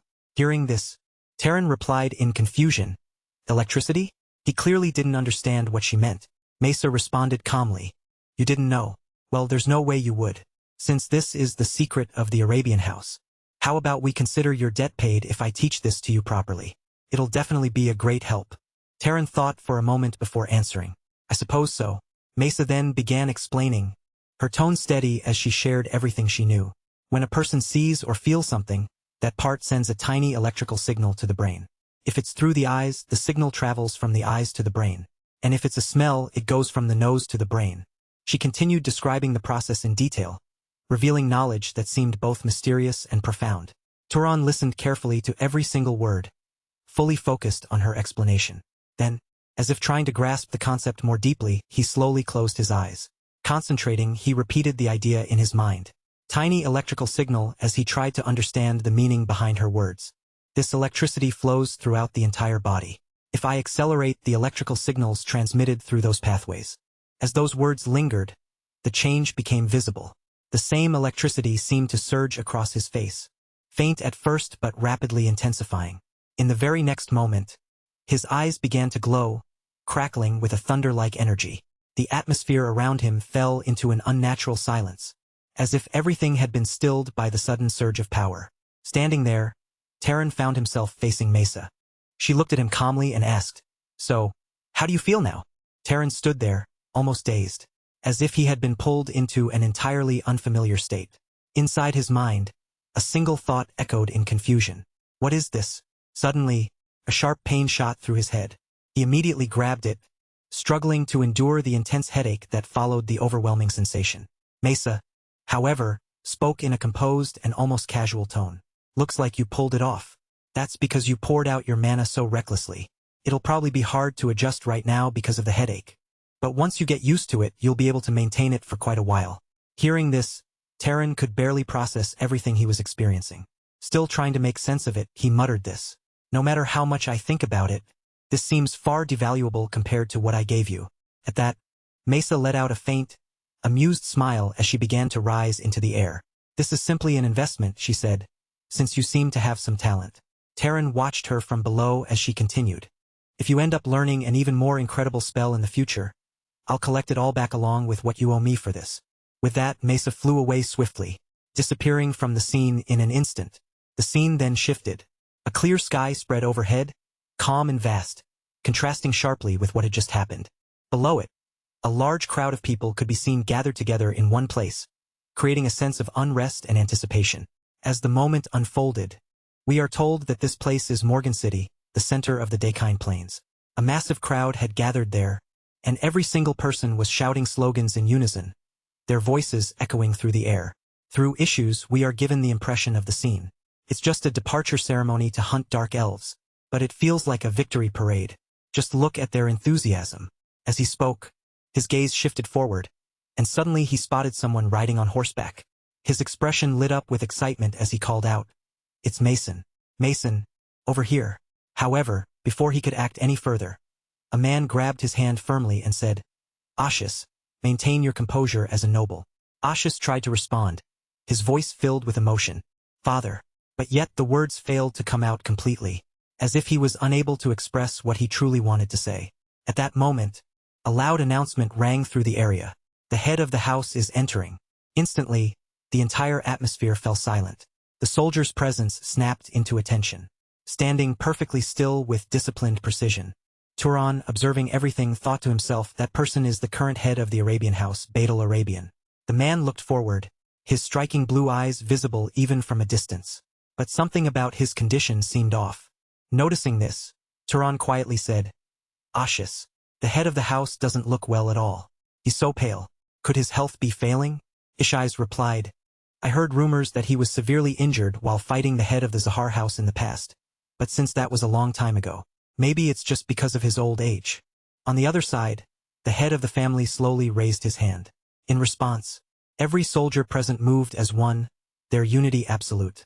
All eyes then turned upward toward the sky. There, an ominous sight unfolded. The entire sky had been swallowed by a spreading blackness. The atmosphere grew increasingly terrifying, heavy with an unspoken tension. Within those dark clouds, cold and thunder began to crackle violently, lighting up the heavens in flashes of brilliance. Everyone watched in awe, and soon, their voices rose again, louder than before, chanting with unwavering devotion, "Long live Arabian Lord of Thunder, protect your descendants." As those words echoed through the crowd, Tron watched the overwhelming display before him and thought to himself, "This is the power of Arabian. Even with his body in such poor condition, he easily covers the entire area, the absolute pinnacle of magic reached by a human. One day I will reach it as well." The scene then shifted, and we see a person holding out a bracelet in his hand. Offering it forward, he said, "Here you go." Then he explained, "Just wearing it increases your physical stamina a bit, and if you inject mana into it, that level increases even further. At its limit, it reaches a level similar to the nobles of the Guardian bloodline. But," he paused briefly before continuing, "it consumes a lot of mana, so it's best not to maintain it for too long." Terran looked at the item with clear amazement and said, "This is truly an incredible treasure. An object like this probably wouldn't be common even among the great houses. It's an exceptionally well-made item." At that moment, Mace's aunt spoke up. Looking at him, she asked Terran, "Do you have any interest in formally joining our house?" It was something Ashish had already mentioned before. However, without hesitation, Terran replied, "I'm very grateful for the offer, but I think that would be difficult." Hearing this, the aunt nodded calmly and said, "I see. I've already heard the stories from Ashish. He said you have a lot to do, so you'd have a hard time settling down in one place. Just consider it an old woman's lingering attachments." After listening to her words, Turan spoke sincerely. "I will never forget the hospitality I received from you. Madam, Ashish and the Barrack family will be my friends forever." The aunt looked at Turan and said gently, "Yes, that is enough." Soon after, Turan began to leave the place. As he stepped outside, he found that both the instructor and Ashish had come to see him off. At that moment, a knight approached and tossed a weapon toward him, saying, "Keep this with you. It's a magical device. It doesn't have any major functions, but it's durable, and the blade is quite sharp." Duran caught it and replied sincerely, "Thank you." He carefully stored it in his space, then turned toward the instructor and with respect in his voice, finally addressed him as master. The instructor simply smiled in response, and soon after, he left the place without another word. Ashish, however, was still there. He stepped forward and handed Terran a set of clothes. This is for you, he said. Looking at it, Taren asked, "What's this?" Ashis explained. "Didn't you say you were jealous of my clothes? They don't get dirty easily. And if they're lightly torn, they mend themselves. Here it's a shirt and some pants." He had brought the entire set just for him. Taren looked at him, slightly surprised. And seeing his reaction, Ashis smiled and said, "You're a good friend, Taren. Not just because you saved my life, but because spending time with you and seeing the way you live gave me a lot to think about." After a brief pause, he asked, "So, where are you planning to go now?" Taren answered simply, "East, first." Hearing that, as she's let out a long breath and said, "So, Carmine, if it's over there, I've been there too. If you can avoid it, don't take a ship. The waves are truly the worst. Even the wine glasses end up dancing." As he walked along the road, Taren found himself lost in thought. I would have to brave those waves to reach the land of Zahar, the Elrol Desert. But deep down, he knew he couldn't say that out loud. Instead, the words he remembered echoed in his mind well. "Someone as stubborn as you won't starve to death anywhere. Return safely and pay me back for this cloak." "Got it." "Yeah," he had answered back then. Now he continued moving forward without stopping. The journey carried him across many places, each step taking him farther away. As he walked, a thought surfaced again in his mind alone again. "Shall we run?" In the very next moment, he burst forward with incredible speed. He dashed through crowds of people, weaving past them so quickly that they could only turn their heads in shock, watching him pass by like a fleeting shadow. His pace was extraordinary. With that same speed, he crossed the entire city, moved past open stretches of land, and kept going until he finally came to a stop at a distant location. There, standing still for the first time in a while, he lifted his gaze and saw a massive mountain rising before him. Taking a deep breath, he steadied himself, then began walking straight into it, pressing forward without hesitation. As he advanced further, something caught his attention. He paused slightly, narrowing his senses. The smell of a campfire? He wondered, but almost immediately, he corrected himself. No, something far more disgusting. The smell of burning flesh. Moving closer, the truth revealed itself. He arrived at a place that had been completely devastated. Houses had been burned down to nothing but charred remains, and scattered all around were lifeless bodies. The entire area carried the heavy silence of destruction. Seeing this, Taren's thoughts grew darker. Could they have been attacked by bandits? The dark elves shouldn't have come this far. As he continued moving through the area, Tron looked around at the ruined houses. The sight left him deeply unsettled, a quiet sadness settling over him as he took in the destruction. After a moment, he stepped inside one of the damaged homes. While searching the interior, he discovered a basement. Without hesitation, he tried to open it. And after some effort, the door finally gave way.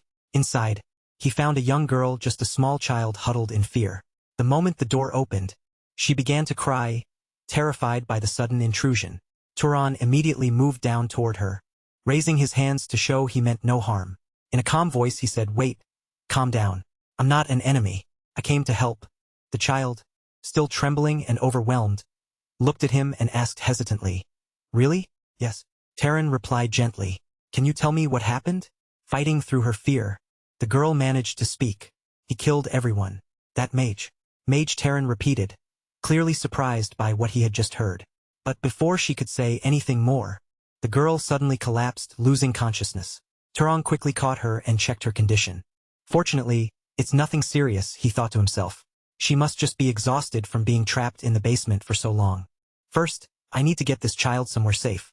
Carefully lifting her, he carried her outside. But the moment he stepped out, a sharp tension filled the air. Someone had already taken aim at him. A girl stood at a distance, her bow drawn, an arrow pointed straight at him. "I found you," she said coldly. She appeared to wield both fire and ice, her presence radiating danger. Her voice rose sharply as she shouted, "On your knees, you murderous bastard." It was clear that she had misunderstood the situation. Yet, despite the accusation and the threat, Taren remained calm and composed, not showing even the slightest sign of panic as he faced her. The archer pointed her bow at Taren and shouted angrily, "On your knees, you damn murderer."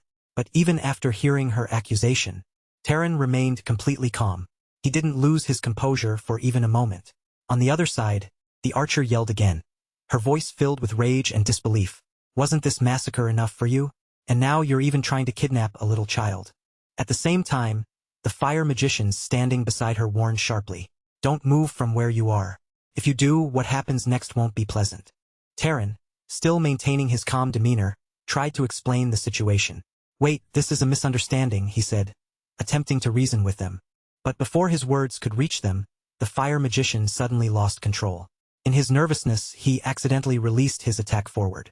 The blazing spell shot straight ahead at high speed, heading directly toward Terran and the little girl. In the next instant, a massive explosion erupted. Seeing this, the archer's eyes widened in shock and fury. She immediately turned toward the fire magician and shouted, "Gil, you idiot, there was a child there." Panicking, the magician stammered, "Oh no, it was an accident. I was so nervous that I—" But as the archer turned her gaze forward again, she froze. What she saw left her completely stunned. Someone had blocked the attack, stopped it entirely using just a single hand. It was Terran. He stood there, having activated his artifact completely unharmed. Not a single scratch could be seen on his body. Calmly, almost as if it were nothing, Terran said, "I didn't think I'd have to use this so soon." The members of the archer's team stared at him in disbelief. He blocked that magic. With just his body? One of them whispered in shock. Meanwhile, the archer girl couldn't stop her thoughts from racing. What kind of defensive magic is that? Could it be a bloodline ability? The confusion and astonishment were clearly visible on her face. As all eyes remained fixed on him, Terran spoke once more, his voice steady but firm. "I'm not the one who attacked this village. I'll say it again, this is all a misunderstanding. But if you attack me again—" His tone grew colder, carrying a quiet warning. "I won't just defend myself." Hearing his statement, the archer began to feel a slight sense of fear. None of them knew anything about Terran's true power, and that uncertainty made him even more intimidating. Her gaze slowly shifted toward the little girl, who was now standing quietly beside Terran, calm and unharmed. After taking a moment to process everything, the archer finally spoke, her tone no longer as aggressive as before. "That makes sense. There'd be no reason to cause such a tragedy and then stay here just to save a child." Then, lowering her weapon slightly, she introduced herself. "My name is Bisson. And yours?" Tron simply replied with his name. After hearing it, Bisson looked at him carefully and said, "Even if the circumstantial evidence says otherwise, how can I believe you?" Tron, still composed, answered without hesitation, "Ask her when she wakes up." It seems she saw the real culprit. Bisson's eyes widened in surprise. "What? She saw the arsonist?" Terran repeated the words slowly, as if confirming it himself. "The arsonist?" Noticing his reaction, Bisson frowned slightly and said, "Don't tell me you don't know who he is." Terran calmly admitted that he didn't. At this, Bisson explained, her voice turning serious. "He's the mad mage who committed this atrocity. For the past few months, he's been periodically attacking isolated villages, tying up the residents and burning them alive. Since there are no survivors, we don't even know his gender. All we know about this person is that they call him the arsonist." Just then, the little girl stirred and slowly spoke, her voice weak but clear. "Well, he was wearing a red cloak and had a beard. He looked scary, like a lumberjack." All of the archer's companions listened carefully to her words, taking in every detail. The archer herself glanced back at Tron, her expression softening. After a brief pause, she stepped closer to him along with her team. "I'm sorry," she said sincerely. "We were rude because we were too impatient. It was clearly my mistake to point a weapon at you." The fire magician also lowered his head slightly and added, "I'm sorry too." Watching this, Terran thought to himself, even among nobles, some let their sense of duty override their reason. "You were an honest and good leader." Then, speaking to them calmly, he said, "Since you were concerned about the child's health first, that's what matters. So, did you come here to capture the arsonist?" Bisson nodded. "Yes, since someone was at the site of a fresh fire. I thought we had finally caught the culprit this time. But it turned out like this. Still, now that we have a description, we'll catch him soon. We have a natural tracker among us." Terran raised an eyebrow, slightly surprised. "A tracker? Don't tell me. Are you from the Zahar family? Then why are you in a place like this?" Bisson immediately lifted her hand and replied with confidence. "No, I'm Bisson Carmine, of the Carmine family. I came from Abiha, and these are my friends from our vassal families." Bisson continued, "A Shahir is a descendant of someone whose ancestors once mixed blood with a Zahar noble. That bloodline manifested only weakly. She's good at tracking magic, but has no talent for concealment. In the family, they call it a primitive bloodline." She paused for a moment, then looked directly at Terran with a more serious expression. "More importantly, Mr. Terran, I have a request for you. Could you help us hunt down the arsonist? You can take the entire reward for capturing him. I'll even give you my share of the mana. All I need is to earn the merit for this mission." After hearing everything, Tron asked calmly, "This arsonist, do you know his power level?" Misa nodded and replied, "He's definitely a noble level mage. Some of the villages he attacked were protected by several knights, and yet they were all killed." Hearing this, Tron fell into thought. Killed several knights. Maybe he's exactly the kind of opponent I need right now. The weak demonic beast along the road don't increase my strength any more. After a brief pause, he gave his answer. "Fine." A faint smile appeared on Bison's face. Tron then added, "First, let's get the child to safety." Soon after, they traveled to another place. There, they handed over some money to a man, saying, "Here, take this. It's enough to raise this child until they're grown." The man quickly assured them, "Of course, you can count on me." His body suddenly began to tremble strangely, as if something was wrong. Right after that, the scene shifted back to the same village, the one that had been completely destroyed. After that, the team's tracker stepped forward and began using her ability, carefully scanning the surroundings, guiding everyone ahead. She said, "We still need to look a bit more." "All right, let's move." Bison immediately asked, "Which way?" Without hesitation, the tracker continued leading them forward, her focus unwavering. Watching her work, Tron grew curious and asked, "How exactly are you tracking him?" She replied calmly, "First, I looked for human footprints, and when they reached the main road, I followed the scent of ash. If he hasn't changed clothes, he'll still be covered in ash residue." Hearing this, Tron thought to himself, quite professional. She couldn't find him before because she didn't even know his gender. Just then, the tracker suddenly stopped and said, "Found it." Everyone immediately began following her. From behind, Bitsun called out, "Wait, Usha, slow down a bit." Soon, the scene shifted to a mountainous area. The terrain was rough and quiet, and the group finally came to a halt there. Bitsun turned back and said, "Mr. Tron, come to the front with me. The rest of you stay back." With that, the two of them moved forward, holding glowing spheres in their hands that lit up the dark path ahead. As they advanced, Bitsun asked the tracker in a low voice, "Is someone inside?" Usha hesitated slightly, as if sensing something unsettling, then answered, "There's one person." Hearing this, they all began moving forward again, entering a cave. After a short while, they finally reached their destination standing before the very magician they had been searching for all this time. All eyes turned toward him. The man looked at them calmly and spoke in an almost casual tone. "What brings you gentlemen to such an isolated place?" But here, Tron didn't stay silent at all. Without hesitation, he asked the team behind him, "Is that the arsonist?" The tracking girl focused for a moment before replying, "I'm picking up a strange scent. It's him." Bitsun immediately readied her bow and said firmly, "It must be. I'll confirm it." She stepped forward slightly and called out, "Are you the one who kidnapped and burned the villagers nearby?" The man tilted his head, acting confused. "I'm not quite sure what you mean," he replied calmly. But in the very next moment, he suddenly activated his magic. Flames burst forward, and a violent explosion shook the area. The force of the blast pushed several members of the team backward.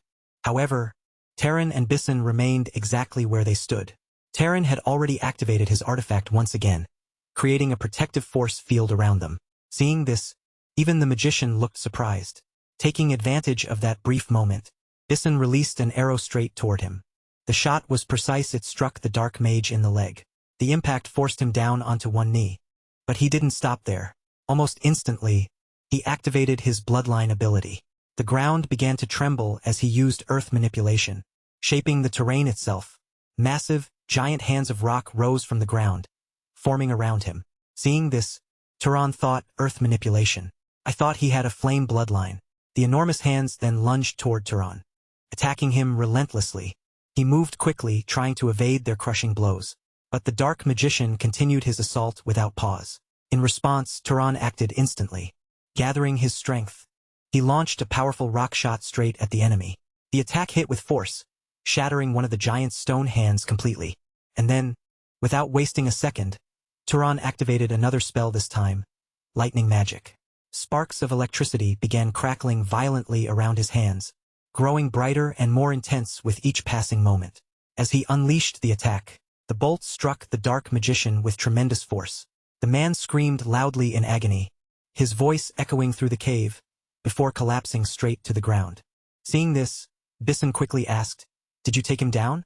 Terran, still focused, replied calmly, most likely. I'll handle this one. Please check on the others.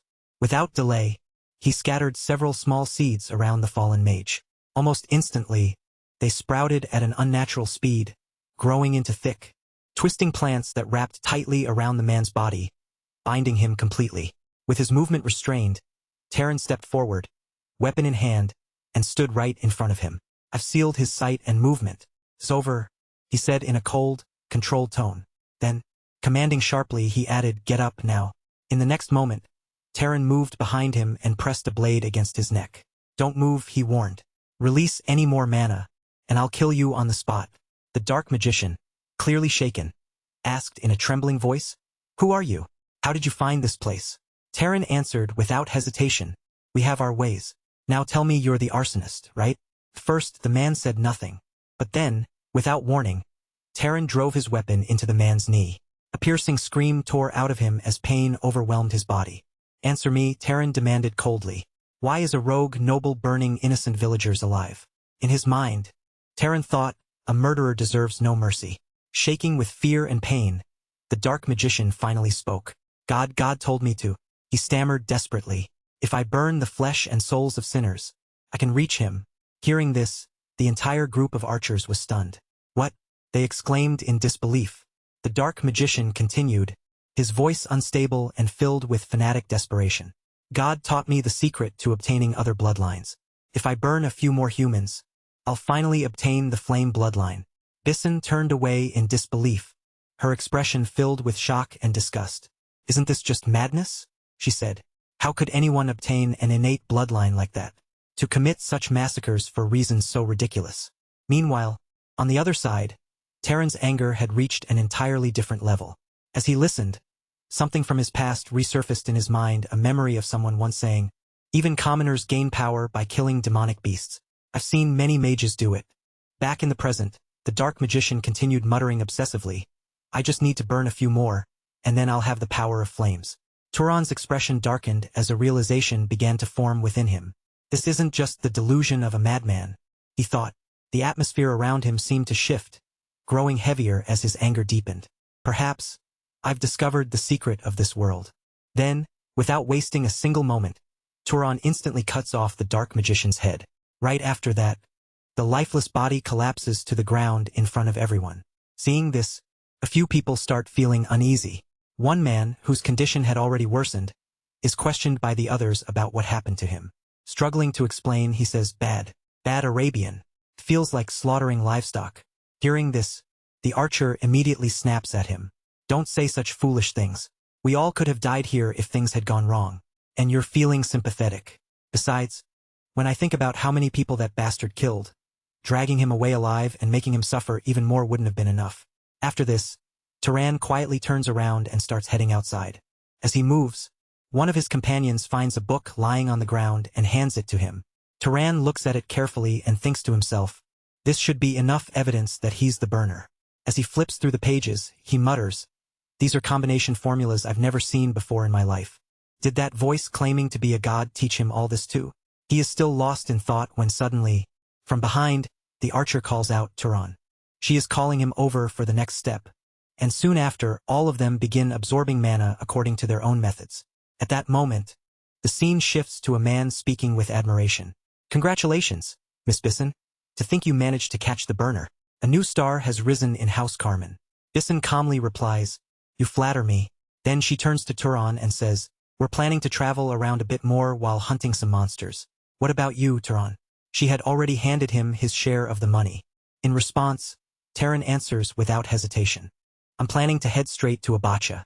Bissen speaks in a slightly lowered voice. As I mentioned yesterday, what that guy told us. Hearing this, Terran calmly responds yes. I won't go around blabbing about it elsewhere. Whether it's true or not, it would cause great chaos. After that, Bissen nods and says to him along with her team, all right then, see you next time. With those words, everyone goes their separate ways. As Terran watches them leave, he quietly thinks to himself, there's no need for me to mention that there isn't any definitive proof yet. He then continues on his own path. As he moves forward, the heat around him begins to intensify. It's clear he is passing through a desert region. He mutters, it's getting more humid then. snapping his fingers. He observes the change in his abilities. The firepower has decreased, and mana consumption has increased. A small flame flickers in his hand as he studies it before adding, "It'll be tricky to handle fire magic here."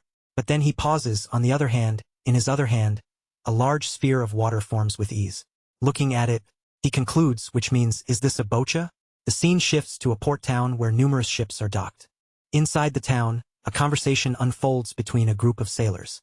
One man asks, "Are you guys setting sail tomorrow?" Hearing this, a pilot with an eye patch replies, "That's right. We have to go to that dreadful and real desert again. Those merfolk along the route keep throwing harpoons at us, and last time, the bottom of the ship ended up looking like a honeycomb." Another man, surprised, asks, "Is it really that bad?" Sitting nearby, an old man adds with frustration, "And then there are those damn pirates." The one-eyed pilot continues, complaining, "At this rate, we'll be paying off funeral expenses instead of sailors' wages. Damn it, we're desperate for a skilled knight." Just then, someone approaches. It's Tron. He stops right in front of the group and directly asks, "Excuse me, are you heading to the Enrile Desert?" The one-eyed man looks at him and replies bluntly, "We're leaving tomorrow, but our ship is in a cruise liner. We don't even have enough room for extra cargo right now. Taking on one person means leaving behind a barrel of bosun that goes against my principles." After that, Tron calmly places his hand over a cup. Seeing this, the tavern owner becomes confused and asks, "What exactly are you trying to do?" But before anyone can understand what's happening, the cup suddenly becomes completely covered, sealed in a strange and overwhelming way. Witnessing this unnatural display, the owner is visibly shaken, fear creeping into his expression. At the same time, one of the men nearby quickly stands up and says with respect, "What is a great knight doing in such a humble place? You can speak comfortably." Tron looks straight at them and replies without hesitation, "I'm the one asking to be hired here." Hearing this, the one-eyed man's attitude immediately softens, and he speaks more politely. "So what brings Sir Knight to this place?" Tron answers directly, "I would like you to let me board a ship heading to the Enrile Desert. I'm here as an employee, not a passenger. If pirates or merfolk attack, I will help fend them off. I'll use that as payment for my passage." After hearing this, the one-eyed man sighs and explains honestly, "It seems you've already overheard, but our ship is very poor. Forget about a measly salary, we don't even have the means to provide a room." With fitting a knight status, completely unfazed, replies, "I don't care about the pay or the conditions. My goal is simply to get to the Unreal Desert anyway." The one-eyed man pauses for a moment, then breaks into a grin and says, "Really? Then it's settled. Join us at once." Soon after, the scene shifts as Terran is welcomed aboard their ship. But suddenly, the focus changes to a completely different place, one filled with chaos. Several houses are burning, flames rising high into the sky. A brutal attack by dark elves is underway. People are desperately trying to fight back, but they are clearly struggling. A young master, in particular, is unable to fight properly, overwhelmed by the situation. At that very moment, a dark elf charges rapidly toward a sheath, closing the distance in an instant. Just as things seem hopeless, a flash of golden lightning streaks across the sky. In the blink of an eye, every monster in the surrounding area is struck down. Then, from within that fading light, Misa makes her entrance. Seeing her, the young man breathes in relief and says, "Thank you, my lady." Misa looks at him calmly and firmly replies, "Rejoin the unit," as she immediately responds, "Yes, ma'am," and rushes forward without wasting a second, returning to the battlefield. Meanwhile, Misa remains standing there, her presence calm yet commanding. Just then, a man approaches her from behind and asks with concern, "Are you hurt anywhere?" This man is introduced as Vice Captain Kadram Arabian. When Misa calmly shakes her head, indicating she's fine, he continues, "Don't push yourself too hard. You are far more precious than the lives of a knight or two." However, Misa shows no sign of concern for herself and replies firmly, "I'm fine. This is nothing. More importantly, how is the battle going?" Kadram answers, "Not bad. At this rate, this area will be reclaimed soon, though we haven't found the tunnels yet." Hearing this, Misa gives a slightly sharp response, almost like a subtle taunt as she begins to walk past him. "Let me know when you find them. I'll go there myself." Watching her leave, her uncle can't hide his frustration. Irritated, he mutters to himself, "My brother raised that child far too recklessly. At this rate, she'd end up just like her mother and younger brother." The scene then shifts back to the ship. Tron is standing quietly at one spot, gazing out at the vast sea stretching endlessly before him. As the wind brushes past him, he sinks deep into his thoughts. Even if I arrive in the land of Zahar, I'm at a loss as to how I'll find any clues, without even knowing what my father's status is. There's no telling what might happen if I just barge into Zahar. The only clues I have are a few heirlooms and a portrait of my mother's face. I wonder how long it'll take to find information about my mother with just that. Just then, someone taps him on the shoulder from behind. It's the one-eyed man again. With a light tone, he says, "Sir Knight, if you keep staring like that, you'll burn a hole in the seabed. What's got you so deep in thought?" Tron snaps out of his thoughts and replies calmly, "I was just thinking about how vast the ocean is." The one-eyed man nods with a faint smile and says, "It's vast, indeed. Very vast," he continues speaking in a casual tone. "I heard landfolk get nauseous just by looking at that vastness.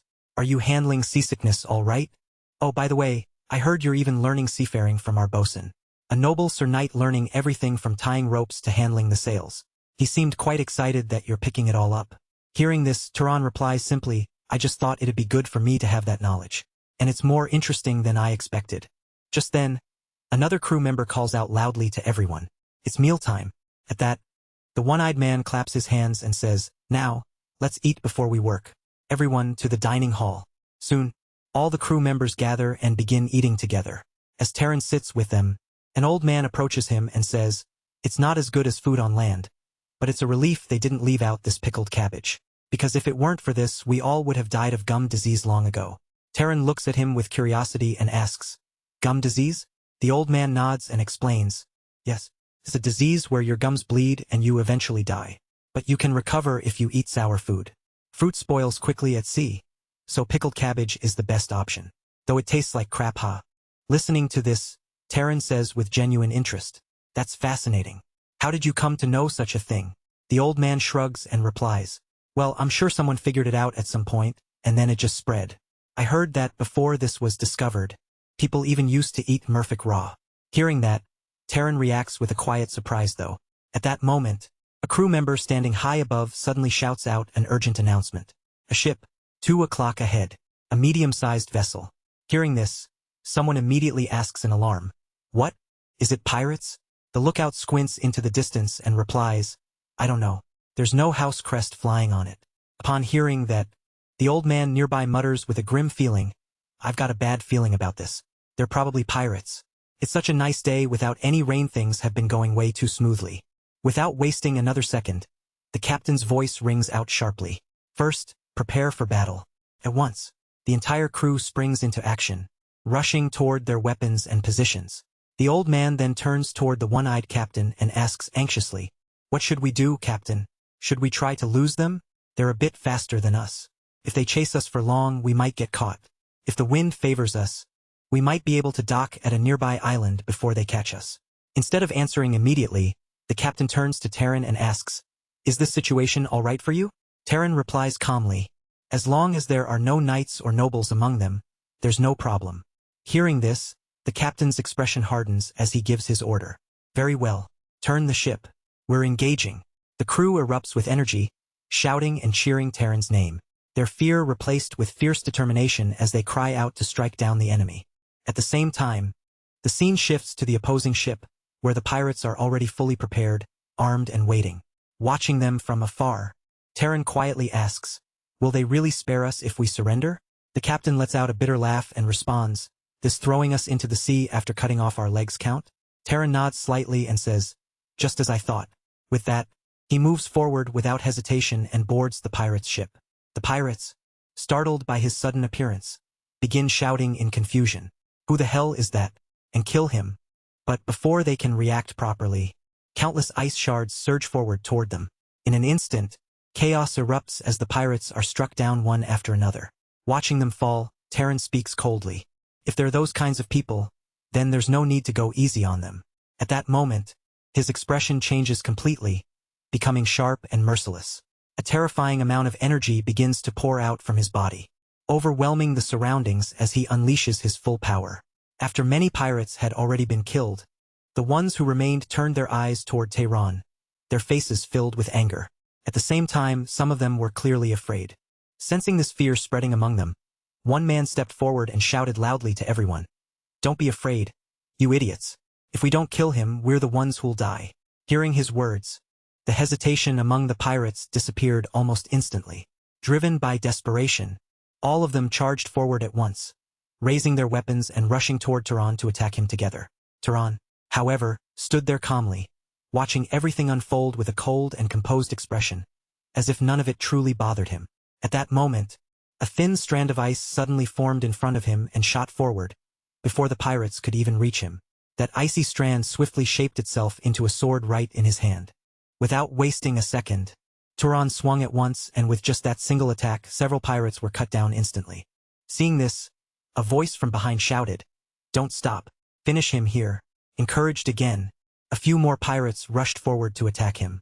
But just like the others, they were killed in an instant, unable to even land a proper hit. Another pirate came charging with a spear, aiming straight for Terran. Terran immediately blocked the incoming strike with precision. Then, in one smooth motion, turned the same spear against its owner and killed him on the spot. Even so, there were still many pirates surrounding him, and handling all of them at once was not entirely effortless. Realizing this, Terran unleashed a powerful attack straight ahead. The force of it wiped out multiple pirates in a single blow, and as their bodies fell, strange ice crystals began to emerge from them, spreading rapidly. Suddenly, in the middle of the chaos, one pirate managed to sneak up from behind and grab Terran tightly. Trying to restrain him, he raised a knife, preparing to stab Terran in the neck. But just as he was about to strike, ice crystals started forming from his own body as well, spreading uncontrollably, and making it impossible for him to move properly. Even though he struggled, the man shouted to the others, "I've got him. Hurry up and attack him. Kill him now." Hearing this, two more pirates rushed forward, gripping their weapons tightly as they prepared to strike. Tron, still being held from behind, slowly turned his gaze toward the man restraining him. His eyes were filled with intense anger, cold and terrifying. The pirate, still trying to hold him in place despite the ice creeping over his body, spoke in a strained voice, "The knife won't go in." But that man had no idea what was about to happen next. In that very moment, Terran moved, and in a flash, he killed not only the men holding him from behind but also the two pirates charging at him from the front. Everything happened so quickly that none of them could even react. His movements were sharp, precise, and almost impossible to follow. As the fight continued, we see him cutting down more and more pirates without pause. Blood splashed across his body, staining him from head to toe. Yet somehow it only made him look even colder and more intimidating. There was a chilling calmness in his expression, and the sheer presence he carried made him seem almost untouchable. Before long, every single pirate had been killed. Not one was left standing. From Turon's body, an overwhelming killing intent radiated outward, heavy enough to make anyone nearby feel uneasy. Just then, sailors from another ship began throwing ropes across, so they could make their way over. As they arrived and witnessed the aftermath, one of them couldn't help but say, "You really cleaned house here." Soon after, the ship's captain approached with his crew, stepping forward as he observed the scene. Looking at Terran, he spoke in a half-joking yet impressed tone. "Do you work as a janitor on the side? If you tidy up this perfectly, my sailors won't have anything left to do. This is incredible. Long live the knight." Hearing this, the rest of the crew began shouting the same words over and over again, their voices filled with admiration and excitement. The captain then looked around at the fallen pirates and added, "You bastards. Serves you right." After that, one of the crew members stepped forward and addressed Terran respectfully. "Sir Knight, why don't you see the ship's doctor first?" Terran calmly replied, "Don't worry. I'm not hurt at all. All of this is just pirate blood." A few moments later, some crew members came up to him with their report, explaining what they had discovered. One of them said, "Sir Terran, I've thoroughly searched every inch of those bastards' ship." The scene then shifts to the captain's cabin, where the captain begins explaining the situation in more detail. Well, that ship was a merchant vessel that disappeared from Abia a few years ago. After that, the ship's captain continued speaking, explaining the situation in a clear and matter-of-fact tone. It seems the pirates captured it, gave it a new paint job, and were using it for their crimes, typical of those unscrupulous scumbags. What do you plan to do since you handle the fight all by yourself? The ownership rights belong entirely to you, Terran. Congratulations. You're the new owner of the ship. Even after hearing this, Terran showed no real excitement. He didn't look particularly thrilled or overwhelmed by the idea of suddenly owning such a large and valuable ship. Instead, he simply looked at the captain and asked in a straightforward, almost indifferent tone, and what am I supposed to do with it? Hearing that, the captain began laying out the possible options for him. Well, you have a few options. You could take it back to Abia, find the original owner and ask for a reward after a polite bow, of course. Between the paperwork and dealing with bureaucrats, a month or two would pass in the blink of an eye, or you could go to the Elril Desert and sell it, but he paused briefly before continuing, offering what he believed was the best course of action. In my opinion, the best move is to sell it at the North Sea archipelago. It's on our way. That place is always desperate for ships, and naturally, could sell for the highest price to those who need them most. However, to move a ship of this size, I have to use my own sailors. Tron listened carefully, and then responded calmly, thinking practically about the situation. Anyway, it's not like I can sail that ship alone, right? If I use your men, I'll have to pay the price. Hearing this, the captain let out a laugh, clearly pleased with Turan's reasoning. Haha, as expected, you're a reasonable man then. With a slight smile he added, in that case, if you could set aside a portion of the profits as a service fee for the crew, just enough for their labor. Turan, maintaining a formal and composed tone, made a direct proposal. Can I leave everything to you, including the sale, for a 20% cut? The captain's smile widened as he heard this offer. Without hesitation, he replied, how could I refuse? Since I know plenty of people there, I'll make sure we get a great price. Right after the captain said this, a crew member suddenly came running in, shouting loudly, Captain, there's a mermaid here. A mermaid. Hearing this, the captain was completely taken aback. His expression changed instantly as he exclaimed, what now, even mermaids are attacking us? The man quickly shook his head and clarified, that's not it. The pirates captured a mermaid and were keeping it prisoner down in the ship's hold. Both the captain and Terran were surprised upon hearing this unexpected news. Without wasting time, they immediately headed outside to see it for themselves. At that moment, the ship was still being cleaned, with crew members busy clearing the aftermath of the battle. An old sailor stepped forward and began guiding the captain toward the lower deck. As they walked, the captain asked, so, you're saying that precious little thing is inside? The old man replied, yes, I haven't gone in to see for myself yet. I just got the report. Good work, the captain said, before turning his face toward Terran with a curious smile. He added, Sir Terran, want to go take a look at this precious little thing? Terran immediately agreed and walked along with him. But as they moved forward, he asked a practical question, but tell Emmy, do mermaids usually sell for a high price? The captain responded with a knowing tone. If it's a beautiful female, those rich nobles on the mainland who have more money than sense lose their minds over anything mystical. They find it fascinating this way. Soon, they reached the door leading to the ship's hold. As it was open, Turan stepped inside first. What they saw in front of them, however, was not what they had expected. There, sitting before them, was a small, childlike figure, a young merman. Seeing him, the captain sighed and said, it's a shame, but it's a male.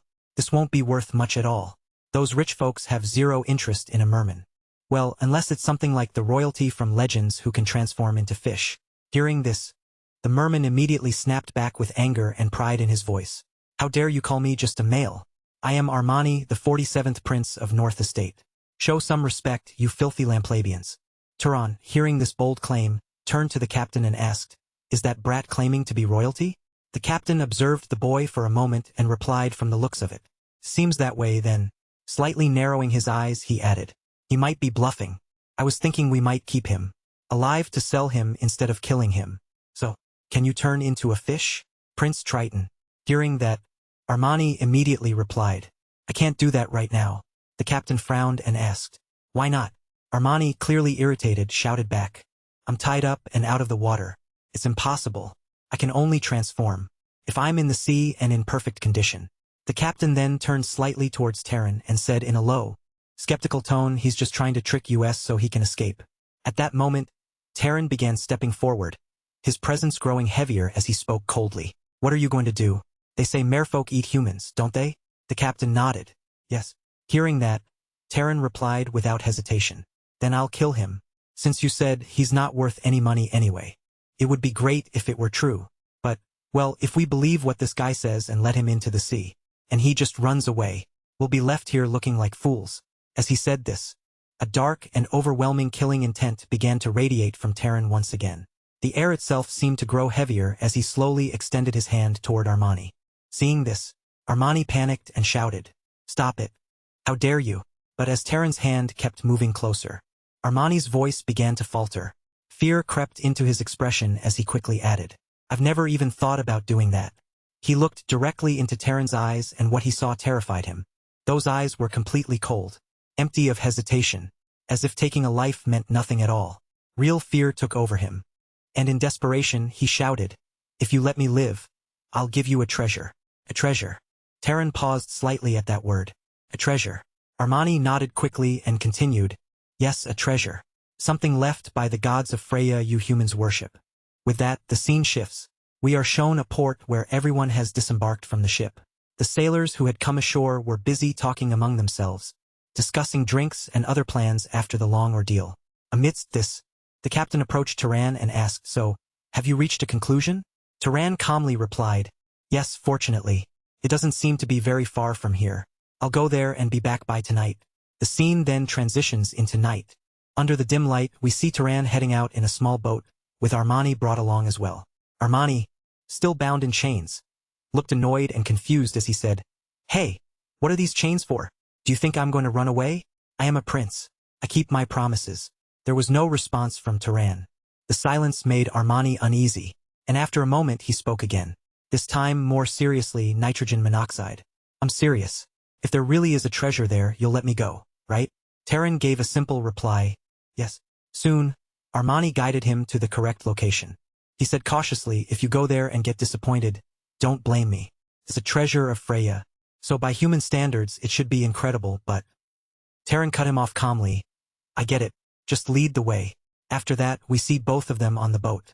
And without hesitation, Terran dives straight into the water, heading down to search for the treasure.